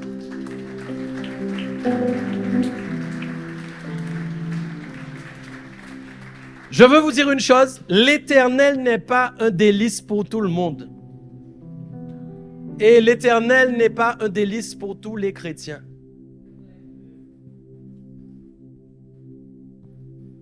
Certains, dans leur cœur, vont dire « J'aime Dieu », mais ça s'arrête là. Mais d'autres, c'est un délice. C'est quoi un délice? C'est quand tu mets réellement ton plaisir dans quelque chose. Ok? C'est quand tu te délectes, en fait, de quelque chose. Vous allez me dire « Mais comment on peut se délecter de Dieu ?» Eh bien, on se délecte, en fin de compte, de son amour et de ses bienfaits. On se délecte de ce qu'il peut faire de toi une personne extraordinaire, alors que tu étais ordinaire. On se délecte, en fin de compte, du choix qu'il a fait sur nous, alors que nous n'étions pas appelé, ok? Et c'est ce qui fait qu'on doit rester vrai et véritable, ok? Quand tu fais de l'Éternel tes délices, tu le mettras dans tout ce que tu fais. Tu ne pourras pas faire quelque chose sans mettre Dieu dedans. Il y a des gens, ils vont te dire, mais vous êtes toujours obligé de mettre bon Dieu dans bidon. Oui. Et quand tu dis, tu vois, je vais faire, les gens voient même que tout est là, tout est ok, donc tu peux le faire. Mais il faut que j'aille prier. Mais prier pourquoi? Tu as déjà tout. Ok? Mais comme Dieu, tu fais de Dieu tes délices. Tu mets Dieu au centre de tout ce que tu fais. Tu ne peux pas, en fin de compte, faire quelque chose sans lui. Et c'est bon, même si les gens se moquent de toi. Et c'est bon, même si les gens rigolent de toi. Pourquoi? Parce que c'est ça qui va t'apprendre à t'appuyer sur Dieu perpétuellement et constamment.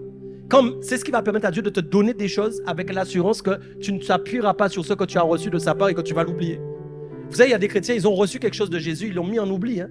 Jésus a guéri des gens, les gens n'ont pas suivi Jésus. Hein. C'est pas ce que Dieu donne qui fait qu'on devient en fin de compte des amoureux de Dieu. Heureusement. Non, c'est parce qu'il nous a sauvés qu'on l'aime. Ouais.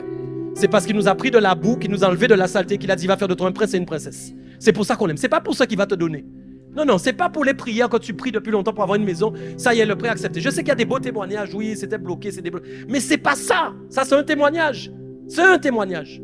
Mais la vérité, c'est que Dieu t'a choisi alors que tu n'étais pas appelé, alors qu'on était sale, alors qu'on n'avait aucune valeur sur terre, alors même qu'on n'avait pas d'espérance. Dieu a mis une espérance en nous. L'espérance du ciel. Est-ce qu'on est d'accord? Ok? Je termine par une dernière partie. Ouais, je ne pourrais pas tout faire ce matin. Osée 12, 7, 8. Osée 12, versets 7 à 8. Et je vais vous parler de ça et je vais terminer là-dessus. Osée 12, versets 7 à 8. Ok, on peut lire ensemble. Éphraïm est un marchand qui a dans ses mains des balances fausses. Ok, il aime à... Ça veut dire qu'il aime à tromper les gens, comme un marchand. Quand on vient le voir, il aime à tromper le prix. Continue.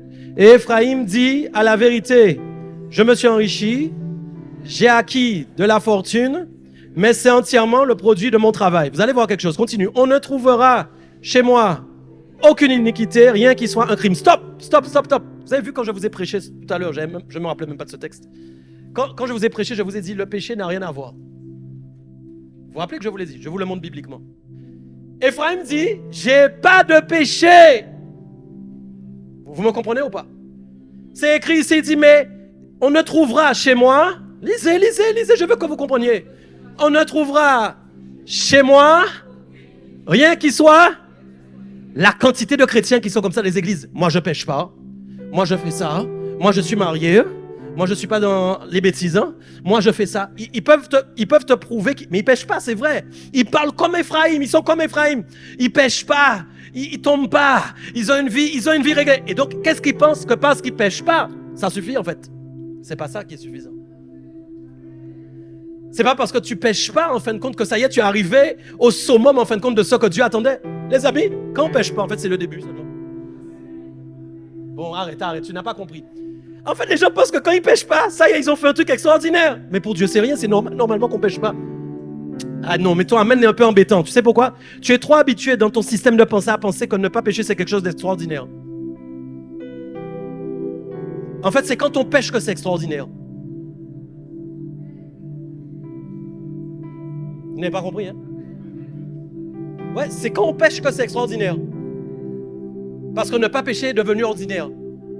Bon, tu n'as pas compris. Tu n'as pas compris. Je ne sais pas si tu as compris ce que je suis en train de te dire. Mais non, en fait, quand tu pêches, tu n'as pas compris. Quand tu ne pêches pas, ce n'est pas extraordinaire. C'est la normalité. Dieu nous a appelés à ne pas pécher. C'est de l'humour quand je dis c'est extraordinaire quand tu pêches. Pour que tu comprennes que ce n'est pas ta normalité, en fait. Nous ne sommes plus appelés à... nous ne sommes pas appelés... Mais non, je veux être sûr que je prêche le même évangile, que nous avons la même Bible. Dieu nous a-t-il appelés à pécher? Répondez-moi, Dieu nous a-t-il appelés à pécher? Donc Dieu nous a lavé du péché, c'est bien ça? Dieu a effacé nos transgressions, c'est bien ça? Donc c'est normal que je ne pêche pas. Dites-moi oui, amen. Dites-moi oui, amen. Normalement, c'est la normalité. Donc normalement, nous sommes comme Ephraim. Tu comprends? Nous pouvons dire, mais je ne pêche pas. On ne trouvera chez moi aucun péché. On ne trouvera chez moi aucune iniquité. Est-ce qu'on est d'accord? Mais pourtant, alors qu'il ne pêche pas, la Bible dit qu'Ephraim aime à tromper. Et Ephraim aime à utiliser des fausses balances. Ok? Donc Ephraim n'avait pas un problème à ce moment-là de péché spécialement. Il avait un problème de fausseté. Il avait un problème de fausseté. Tu sais d'où provenait son problème de fausseté? Il l'a dit lui-même. Reviens, pourquoi tu as enlevé? Il a dit lui-même, à la vérité, dis avec moi, non mais on dirait que vous n'êtes pas là ce matin. Dis avec moi à la vérité. Tu sais, le à la vérité, il est très important.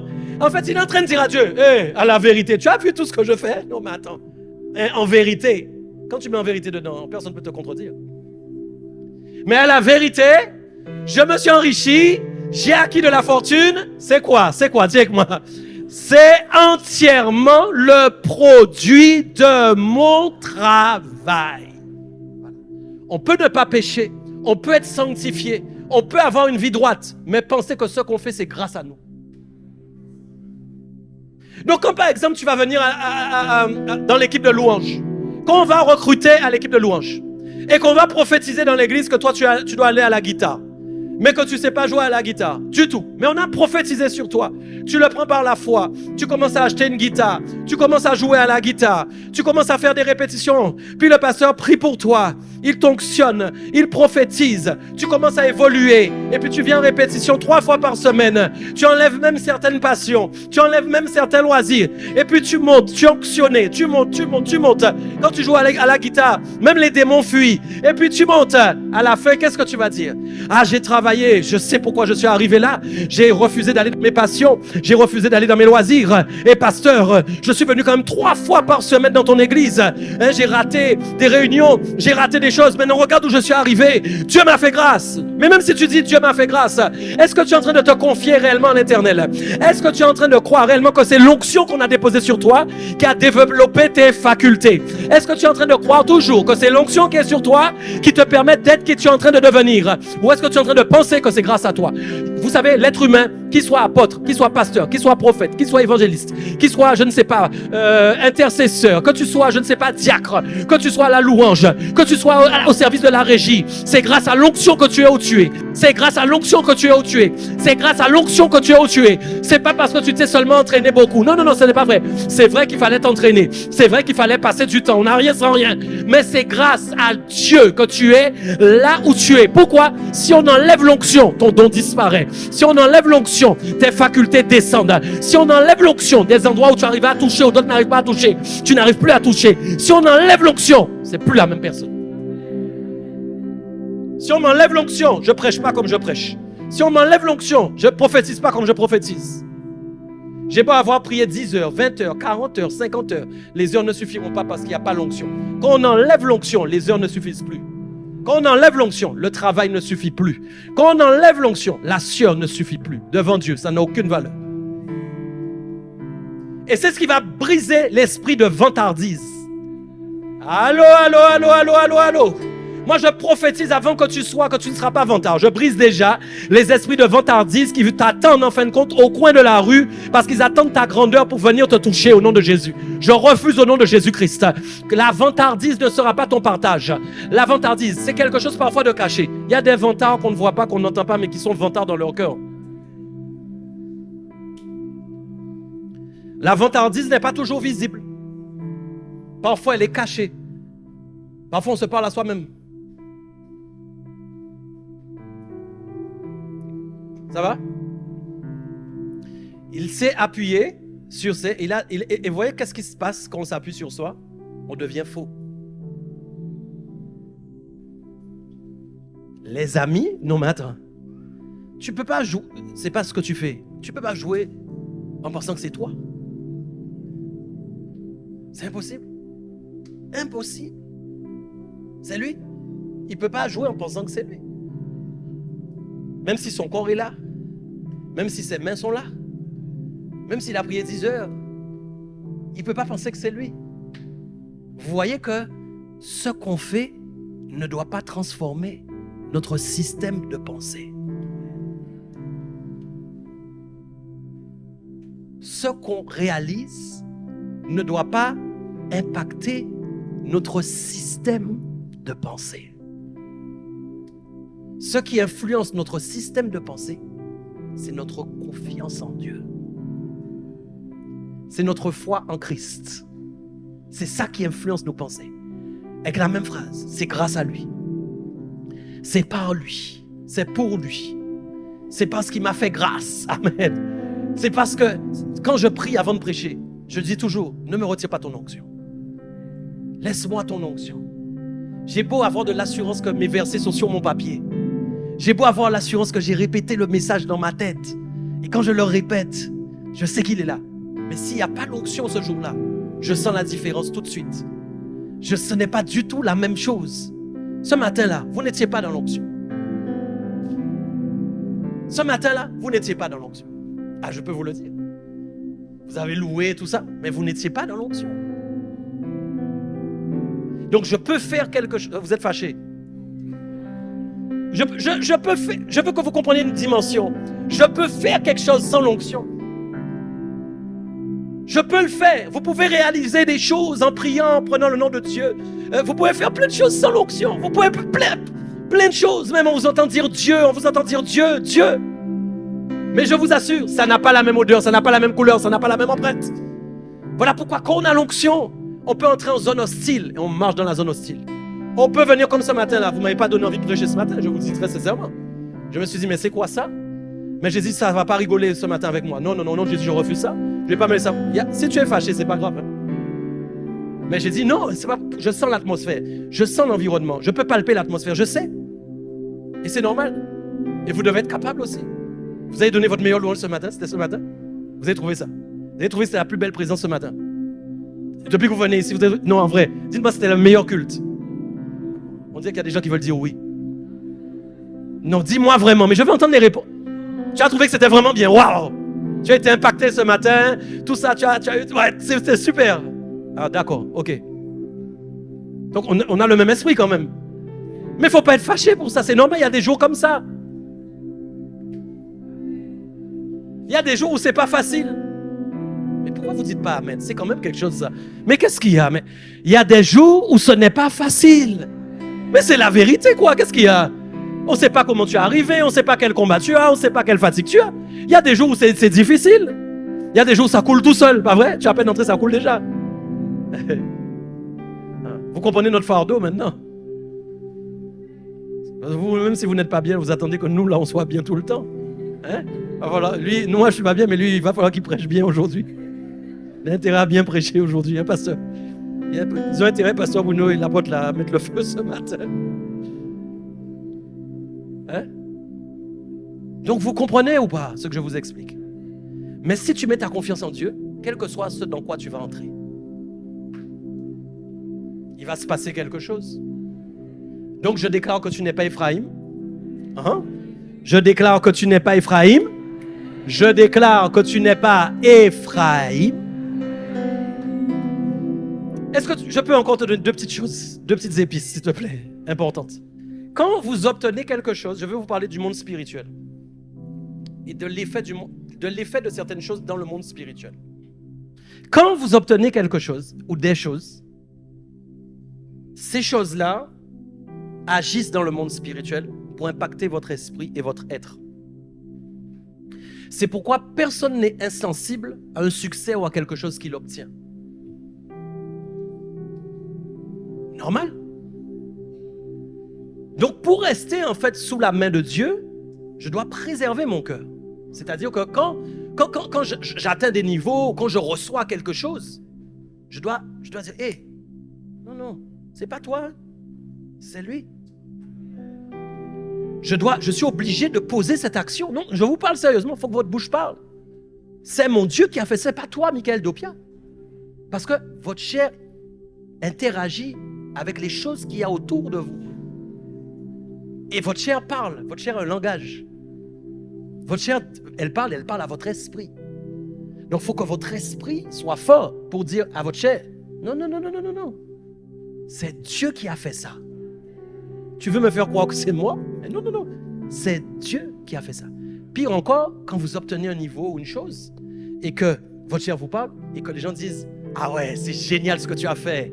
Ah ouais, c'est super, regarde où tu es arrivé. Parce qu'il y aura des bouches qui vont venir pour amplifier ce que l'environnement est en train de créer sur vous. Voilà pourquoi des fois, il ne faut pas accepter les éloges. Tu peux pas dire à quelqu'un, tais-toi, mais il parle, mais tu ne prends pas ça dans ton cœur. Parce que tu sais que tu peux être en défaillance. Tu sais qu'il peut y avoir un niveau dans ta vie où... Okay, regardez le jeune Théo là. Il est là, j'ai prophétisé sur lui. Si demain je lui dis prêche, vous savez que sa chair va lui parler? Parce qu'il est un homme, il est spirituel mais il est un homme. Et comme je suis un homme, je suis passé, je peux lui dire ça, sa chair va lui parler. Sa chair va lui dire, oh, regarde maintenant c'est toi. Et qu'est-ce qu'il va falloir faire? Non, c'est pas toi, c'est lui.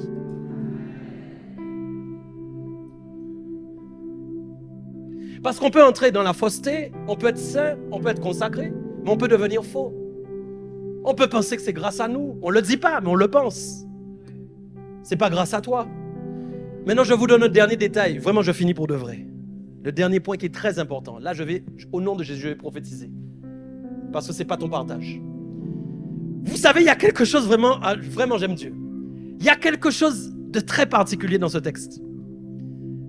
C'est que l'appartenance, dis avec moi l'appartenance. Dieu n'aime pas le péché. Les gens disent ça tout le temps. Ça, c'est la phrase des gens, surtout quand ils pêchent beaucoup. Quand les gens pêchent beaucoup, c'est leur phrase fétiche. Dieu n'aime pas le péché, mais il aime le pécheur. Jesus. Ça décale, c'est un peu pour se déculpabiliser. On sait qu'il t'aime, on sait qu'il aime le pécheur, on sait qu'il n'aime pas le péché. Maintenant, on va aller ailleurs. On va parler d'appartenance. L'appartenance. Vous appartenez à Dieu. Vous appartenez au Seigneur. C'est-à-dire que dès que vous avez donné votre vie à Christ, il y a un acte qui a été posé. Alliance avec Dieu. Vous appartenez à Dieu. Ça, c'est vraiment l'amour de Dieu. Ça, c'est fort parce que même si vous êtes tombé, Dieu vous garde quand même. Il ne vous rejette pas. Il ne vous dit pas sors, pars. Mais il vous garde quand même. Ok? J'aime beaucoup ça avec le Seigneur. Regardez bien ce qui est écrit dans le texte ici. Toujours de Osée 12, verset 9. Tu peux lire la première phrase pour moi? Et moi, je suis l'Éternel qui? Qu'est-ce que vous lisez? L'Éternel qui? Donc Éphraïm a des balances fausses, mais Dieu lui dit, je suis ton Dieu. Reste là, je peux aller quelque part avec toi. Tu appartiens toujours à Dieu même quand tu es faux. Reste là, reste là. Tu appartiens Ne lisez pas, je vais avec vous. Tu appartiens toujours à Dieu même quand tu es faux. Et encore, dis avec moi, heureusement. Dis un grand heureusement. Et souffle un bon coup, parce que ça va aller. Même quand tu es faux, tu appartiens à Dieu toujours. Ouais. Pourquoi? Parce que Dieu va faire un travail pour chasser ta fausseté. Puisque Dieu ne veut pas que tu restes faux. Et il va te confondre. Je vous donne un petit exemple. C'est comme ça parfois que tu parles sur les gens et un jour ton téléphone a appelé sans que tu saches. Moi, j'ai décroché ce jour-là. J'ai entendu. Et quand tu as vu sur le téléphone, apôtre Michael Doupier, c'était allumé, tu as coupé vite, tu as commencé à prier. J'espère qu'il n'a pas entendu, j'espère qu'il n'a pas entendu.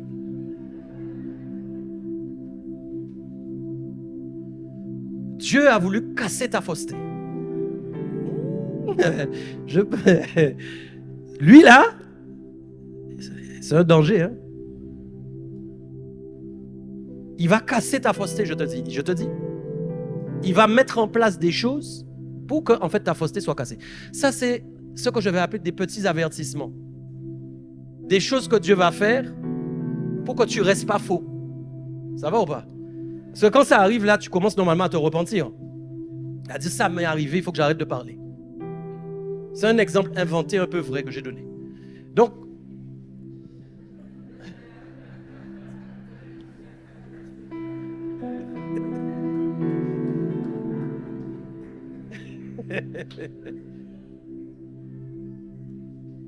ça va?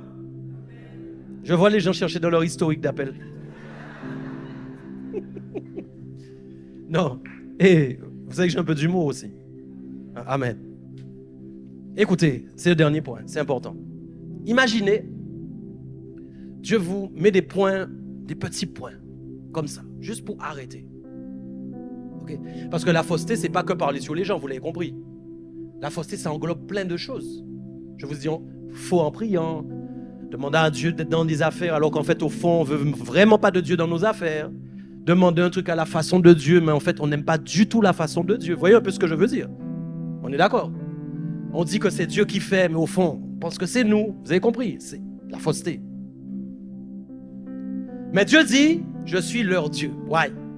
Et heureusement. Mais qu'est-ce qu'il dit? Moi, je suis l'Éternel, ton Dieu, dès le pays d'Égypte. Sois avec moi, depuis que tu es sorti du caca. Ouais.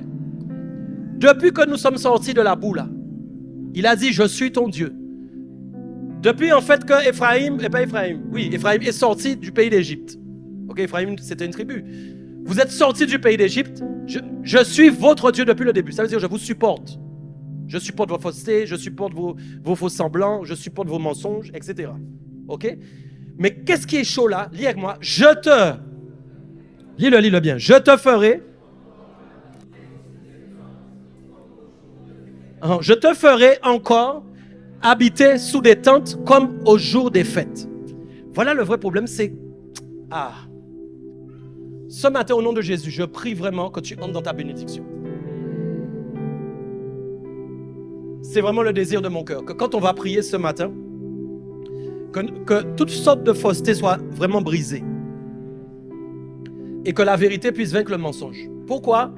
Parce que tu es appelé à vivre dans un environnement. Je dois développer ce dernier point absolument. Tu es appelé à vivre dans un environnement. L'environnement, c'est très important. Ce n'est pas forcément le fait qu'il y ait un mur là, puisqu'il y a un environnement naturel et un environnement surnaturel. D'accord? Ce qui compte, c'est surtout votre environnement surnaturel. Pourquoi? Parce que vous pouvez être dans un endroit qui n'est pas forcément beau, mais à cause de votre vérité et de la présence de Dieu qui vous accompagne, vous pouvez gérer ça. Vous êtes bien. Ok? C'est pas ça le problème. Mais l'appel d'Éphraïm, je veux que vous compreniez que l'appel d'Éphraïm, sorti d'Égypte, donc sorti de l'esclavage, de la boue, du caca, comme j'ai dit, quand ils sont sortis, c'était quoi? C'était pour aller, en fin de compte, dans une sorte de terre promise. C'était pour entrer, finalement, dans un palais. Est-ce qu'on est d'accord? Et vous tous là, vous êtes appelés à entrer dans des palais. Et ne confondez pas palais avec je vais avoir de l'argent, je vais être milliardaire, millionnaire. C'est pas de ça que je parle. Je parle le palais de la paix. Le palais de la tranquillité, de l'assurance, de la confiance. Le palais où quand je prie, j'obtiens. Est-ce qu'on est d'accord? Le palais où quand je suis dans une épreuve, je sors de l'épreuve. Vous comprenez ça? Le palais vraiment de la gloire de Dieu. C'est de ça dont je suis en train de parler. Ok? Je ne dis pas que vous ne devez pas être riche. Gloire à Dieu s'il y a des richesses. Mais je parle du palais de Jésus, du palais de la gloire de Dieu. D'accord? Et qu'est-ce qui se passe quand il y a de la fausseté? Eh bien, on ne peut pas entrer dans ce palais. Alors, quand Dieu a vu en fait que Éphraïm restait menteur au lieu de devenir vérité, qu'est-ce qu'il a prophétisé? Il a dit maintenant, voilà où vous allez habiter. Vous allez habiter dans des tentes. Pourquoi? Et qu'est-ce que sont que ces tentes? C'est ça que je veux que vous compreniez. Ces tentes correspondent en fin de compte au désert. Ces tentes correspondent au désert par lequel ils sont passés et dans lesquels ils ont vécu. Pourquoi Dieu les remet là? Pour qu'ils puissent se repentir et qu'ils puissent enfin entendre la voix de Dieu qui leur parle et qui change. Pourquoi? Tu peux être à l'église, tu peux prier, tu peux ne pas pécher, mais tu ne vois pas la gloire de Dieu. Tu ne comprends pas toi-même, tu ne vis pas des choses que Dieu a dit que normalement tu dois vivre. Est-ce qu'on est d'accord? Mais peut-être qu'en réalité tu es encore sous une tente. Peut-être qu'en réalité tu es encore dans le désert, tu n'es pas encore entré dans le palais. Parce qu'en fait il y a trop de fausseté en toi. Pourquoi? La fausseté ne peut pas entrer dans le palais de Dieu. Il n'y a que la vérité qui entre dans le palais. Donc quand vous faites mal, il vaut mieux le dire. Quand vous faites une erreur, il vaut mieux le dire. Quand il y a quelque chose qui ne va pas, il vaut mieux le dire. Ne cachez pas ce qui ne va pas. Soyez vrai. Pourquoi? Quand vous êtes vrai, vous restez dans la présence de Dieu. Quand vous dites les choses, vous restez dans la présence de Dieu. Vous n'êtes pas sous une tente, dans un désert, en train de chercher comment vous allez boire, comment vous allez manger. Mais vous êtes en fin de compte dans le palais de Dieu. Et vous recevez à boire, vous recevez à manger. Vous avez des réponses en fin de compte de Dieu. Dieu vous parle, vous entendez sa voix. Vous avez une réelle connexion, une réelle vie spirituelle avec lui. Vous n'êtes pas sous des tentes. Ok? Mais ils ont tellement été faux, ils ont tellement eu de fausseté, et ils ont tellement persévéré que Dieu leur a promis de les ramener dans une tente. Mais ce qui est bien, c'est que Dieu a dit, je suis leur Dieu. Ça veut dire quoi? Que Dieu va, pendant que tu es sous la tente, ça va ou pas? Vous savez quel était leur problème? Pourquoi ils avaient des tentes finalement et qu'ils étaient dans le désert? C'est parce qu'ils ne savaient pas faire confiance à Dieu s'il fallait manger ou boire. Vous le savez ça? Qu'ils ne savaient pas si Dieu allait leur donner à manger. Vous savez qu'ils se sont plaints combien de fois? Vous savez qu'ils ont dit on retourne plutôt en Égypte plutôt que de rester là où on est. Ok? Mais c'est quand réellement des gens commencent à faire confiance à Dieu qu'ils sont rentrés finalement en terre promise. Mais comment à un moment Dieu dit mais si vous continuez à être faux, vous allez retourner sous des tentes. C'est une prophétie spirituelle, c'est votre état en fait dont on parle. Je ne crois pas que Dieu les a conduits réellement dans le désert physique, est-ce qu'on est d'accord? Mais Dieu est en train de dire votre condition dans laquelle elle était quand vous étiez sous la tente va être la même. Ça veut dire quoi? Vous allez devoir beaucoup prier pour que des cailles tombent, pour que de la manne tombe. Ce n'est pas ton partage au nom de Jésus. Tu n'es pas appelé à avoir la caille et la manne maintenant. Tu es appelé à avoir la gloire. Tu n'es pas appelé à avoir les miettes maintenant. Tu es appelé à avoir la... Ah mais non, je ne sais pas si... Tu n'es pas appelé à avoir des miettes, est-ce qu'on est d'accord? Tu es appelé à avoir la totalité de ce que Dieu a prévu de te donner. Mais pour ça, tu ne peux pas être faux. Est-ce qu'on est d'accord? Il faut être vrai. Pour ça, tu n'as pas le droit d'avoir des faux semblants. Il faut être vrai. Que personne ne te juge de ton état, que personne ne te juge de ton aspect. Sois vrai. Même si les gens te jugent, c'est tant pis pour eux. Yo qui rendent compte avec bon Dieu, yo qui débrouiller quoi yo. Il vaut mieux une personne qui est honnête. Tu sais, apôtre, parfois je mens. Tu sais, apôtre, parfois je critique. Est-ce qu'on est d'accord? Mais cette personne-là, elle va être délivrée au nom de Jésus. Mais plutôt que quelqu'un qui fait face, qui est là, bien habillé, toujours à l'heure, toujours assis, mais qu'au fond, il y a de la rapine. Au fond, il y a des médiocrités. Au fond, il y a des critiques. Au fond, il y a de l'hypocrisie. Est-ce qu'on est d'accord? Au fond, il y a de la fausseté. Qui loue le Seigneur, qui le tape, comme ils disent, tapent sur leur torse. Gloire à Dieu. Mais ils mettent jamais Dieu dans leurs affaires. Que ce ne soit pas ton partage. Que ton Dieu, on peut se lever, soit ton Dieu. Amen. Que ton Dieu soit ton Dieu. Que ton Dieu soit ton Dieu. Est-ce que quelqu'un est avec moi? Que ton Dieu soit ton Dieu. Est-ce que quelqu'un est avec moi? Que ton Dieu soit ton Dieu. Que ce ne soit pas une seule parole de ta bouche, mais que ce soit la vérité de ton esprit. Que ton Dieu soit ton Dieu. Que quand tu pries Dieu, tu pries réellement avec ton cœur. Est-ce qu'on est d'accord? Que quand tu parles de Dieu, tu aimes vraiment Dieu.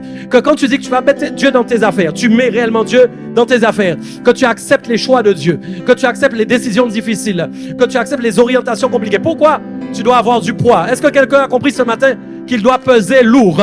Pourquoi? Quand Dieu va sortir sa balance et qu'on va te peser, tu dois avoir le poids qui correspond à la saison dans laquelle tu vas entrer. Je refuse que tu sois sous des tentes au nom de Jésus.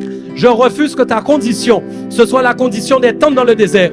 Mais je déclare ce matin, que ta condition, c'est la condition du palais. Dans son palais, tout s'écrit gloire. C'est la condition du palais. Dans son palais, tout s'écrit gloire. C'est la condition du palais. Dans son palais, tout s'écrit gloire. Que la gloire de Dieu vienne dans ta maison. Que la gloire de Dieu vienne dans ta famille. Que la gloire de Dieu vienne chez tes enfants. Je prie maintenant au nom de Jésus, que toute forme de fausseté s'en aille de ton cœur. Que toute forme de fausseté s'en aille de ton esprit. Que tu apprennes à être vrai. Que tu apprennes à être véritable. Que tu apprennes à être véritable. Qu'aucune fausseté ne soit dans ton esprit. Qu'aucun mensonge ne soit dans ton esprit. Que quand tu es devant les gens, tu n'as pas d'hypocrisie. Tu ne fais pas des faux semblants. Que quand tu pries Dieu, tu mets réellement Dieu dans tes affaires. Tu n'es pas quelqu'un qui fait semblant de prier Dieu. Que quand tu demandes à Dieu d'agir dans tes projets, tu le laisses faire comme lui il a envie. Quand Dieu te demande d'arrêter quelque chose, que tu l'arrêtes même si tu n'as pas envie. Que quand Dieu te demande de prendre un autre chemin, tu prends le nouveau chemin même si tu n'as pas envie. Je prie pour que dans cette église, il y ait des vaillants héros de l'Éternel qui aiment la vérité. Je prie que par ce message, il y a un commencement et il y a une fin. Je prie qu'à travers ces paroles qui ont été déversées ce matin dans ta vie, je peux parler, je peux prophétiser. Est-ce que quelqu'un ce matin est là? Est-ce que tu es là ce matin? On veut prier. Tu dois parler à Dieu. Peut-être que ce message t'a impacté. Peut-être que ce message t'a parlé. Peut-être que tu as senti dans ton cœur qu'il y a parfois des mensonges, qu'il y a parfois des faussetés. Peut-être qu'il y a parfois de la tromperie. Chasse ça ce matin au nom puissant de Jésus. Et commence à dire à Dieu, je veux marcher dans l'intégrité. Je veux marcher dans la droiture. Je veux marcher dans un chemin droit. Je ne veux pas avoir un esprit tortueux. Je ne veux pas avoir un esprit qui n'est pas intègre. Mais je veux être juste. Je veux être droit. Je veux marcher dans l'intégrité. Gebo shakaba sataka la babasu. Mataka toloso. Mateke tolosa. Seigneur, merci pour l'église le véritable. Merci pour la droiture. Merci pour l'intégrité. Merci pour la droiture. Merci pour l'intégrité. Yuba shikabo sete kebe sete. Yuba shikabo sete kete. Père, merci pour ce que tu fais. Merci pour l'impact qui a lieu par le Saint-Esprit ce matin. Merci pour l'impact qui a lieu dans les cœurs. Merci pour l'impact qui a lieu dans les esprits. Merci pour l'impact qui a lieu dans les âmes. Pendant que je prie, je sais que Dieu est là. Je sais que Dieu est en train de faire quelque chose. Je sais que Dieu est en train d'agir. Je sais que Dieu est en train de remplir votre esprit de ses pensées. Que toute pensée qui n'est pas la gloire de Dieu, pensée corrompue, pensée mensongère, pensée de fausseté, s'en aille au nom de Jésus. Que la vérité prenne toute sa place. Tu n'es pas un menteur. Tu n'es pas une menteuse. Tu marches dans la vérité. Tu sais parler à ton frère avec vérité. Tu sais parler à ta sœur avec vérité. Tu refuses l'hypocrisie, tu refuses le mensonge, tu n'es pas un faussaire, tu ne trompes pas les prix, tu ne mets pas des fausses balances, mais tu utilises la balance juste de Dieu, même si elle est lourde, même si elle est dure à gérer, même si elle est compliquée, tu fais les choses justes, tu les fais avec justice, tu les fais avec justesse, tu aimes la perfection. Il a dit d'être parfait comme lui, il est parfait, il est parfait, il est parfait. Soyez donc parfaits comme votre Père Céleste. Nous sommes parfaits comme toi. Nous aimons la perfection. Nous aimons l'intégrité. Nous aimons la perfection. Seigneur, qu'il se passe quelque chose dans la vie de chacun des membres de ton église. C'est ton corps. Ton corps est droit. Ton corps est intègre. Ton corps est juste. Merci Seigneur de ce que ta parole ne revient pas à toi sans avoir accompli son effet. Il y a un effet ce matin dans ta vie. Il y a une prise de conscience. Il y a une prise de conscience. Il y a une forme de radicalité qui sort de tes décisions. Il y a une forme de radicalité qui sort de tes choix. Tu veux être radical avec toi-même. Est-ce que quelqu'un est avec moi? Tu veux être radical avec toi-même. Radical dans tes choix. Radical dans tes orientations. Radical dans ce que tu fais. Tu veux que Dieu soit ton maître. Tu veux que Dieu soit ton inspiration. Tu veux que Dieu soit ton chemin. Tu veux que Dieu soit ta voie. Tu décides de prendre le chemin de Dieu. Tu arrêtes de prendre tes propres chemins. Tu arrêtes de prendre tes propres décisions. Tu arrêtes de prendre les raccourcis. Je brise les raccourcis. Les raccourcis, je brise. Il n'y a pas de raccourci possible. Tu acceptes de patienter. Tu acceptes d'être patient. Tu sais que la patience te rend fort. La patience te rend puissant. Tu ne vas faillir en rien. Tu ne vas pas tomber. Tu ne vas faillir en rien. Tu ne vas pas tomber parce que la patience conçoit en toi de la force, de la puissance et de l'autorité dans le nom de Jésus-Christ. Amen. Gebo debo shikalabasa. Yalababaso. Magabobo shikata kalababaso. Yababaso. Est-ce qu'on peut prier en esprit un instant, s'il vous plaît? Lababaso koto shikabasa. Si vous pouvez prier en langue un instant, s'il vous plaît. Limata kato.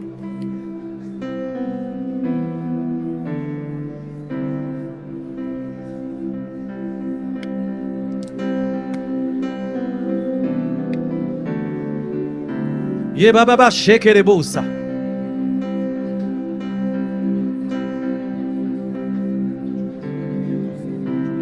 Gebo sokolo shikababaso. Yebabaso tokolo dolokolo babashi. Est-ce qu'on peut prier en langue ce matin? Me gebobo shikateketo. Yebabaso kolo shikalabasu. Madada soto. Madedegedo. Made sholo. Mataketoloso. Maketerese. Maketerese. Confie-toi en l'Éternel. Confie-toi. Confiez-vous en l'Éternel. Confiez-vous en l'Éternel. Liba sokolo. Liba sokolo. Liba sekere. Liba sekere. Lukulu makita kelebosha. Lukulima shikata kata. Confiez-vous en l'Éternel. Lukutika masheke. Lukuluma shika. Confie-toi en l'Éternel. Confie-toi en l'Éternel. Limatekebe. Maketeke. Makaboshi. Mateke. Confie-toi en l'Éternel. Luma setekete. Luma setekete. Luma shekete keto. Lubaba sakara bababaso. Alléluia.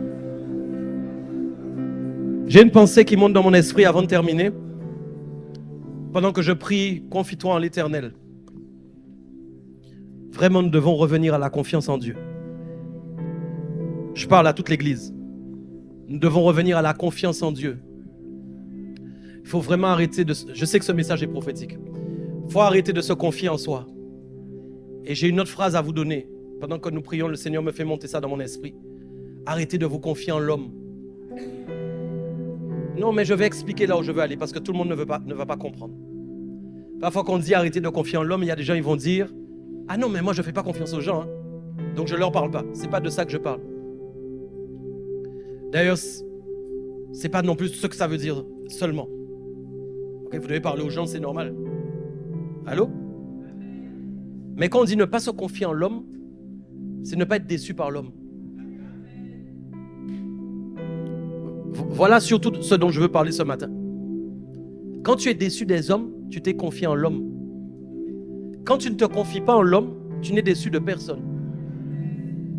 Quand vous êtes déçu des gens, déçu des comportements et que ça vous impacte, ça vous garde, ça vous impacte et ça reste à traîner là pendant des mois et parfois des années, c'est parce que vous n'avez pas fait confiance à Dieu en fait. Vous avez fait confiance à des gens qui en fin de compte sont faillibles. Alors que Dieu n'est pas faillible. Donc ça veut dire que si je sers un Dieu qui n'est pas faillible, mais que je mets ma confiance en lui, à quel moment je vais être déçu? Parce que l'appel de Dieu pour ta vie, ce n'est pas la déception, c'est l'accomplissement. Dieu ne t'a pas appelé à être déçu. Alors je ne te dis pas que tu ne vas pas être déçu dans la vie, mais pourquoi rester dans la déception? Pourquoi être toujours en train de réfléchir sur une situation qui a eu lieu, alors qu'en fait tu es appelé à t'accomplir? Est-ce que tu crois que tu vas t'accomplir comme ça? Est-ce que tu crois que tu vas te perfectionner comme ça? Non. Fais confiance en l'Éternel. Je dis, arrête de mettre ta confiance en l'homme.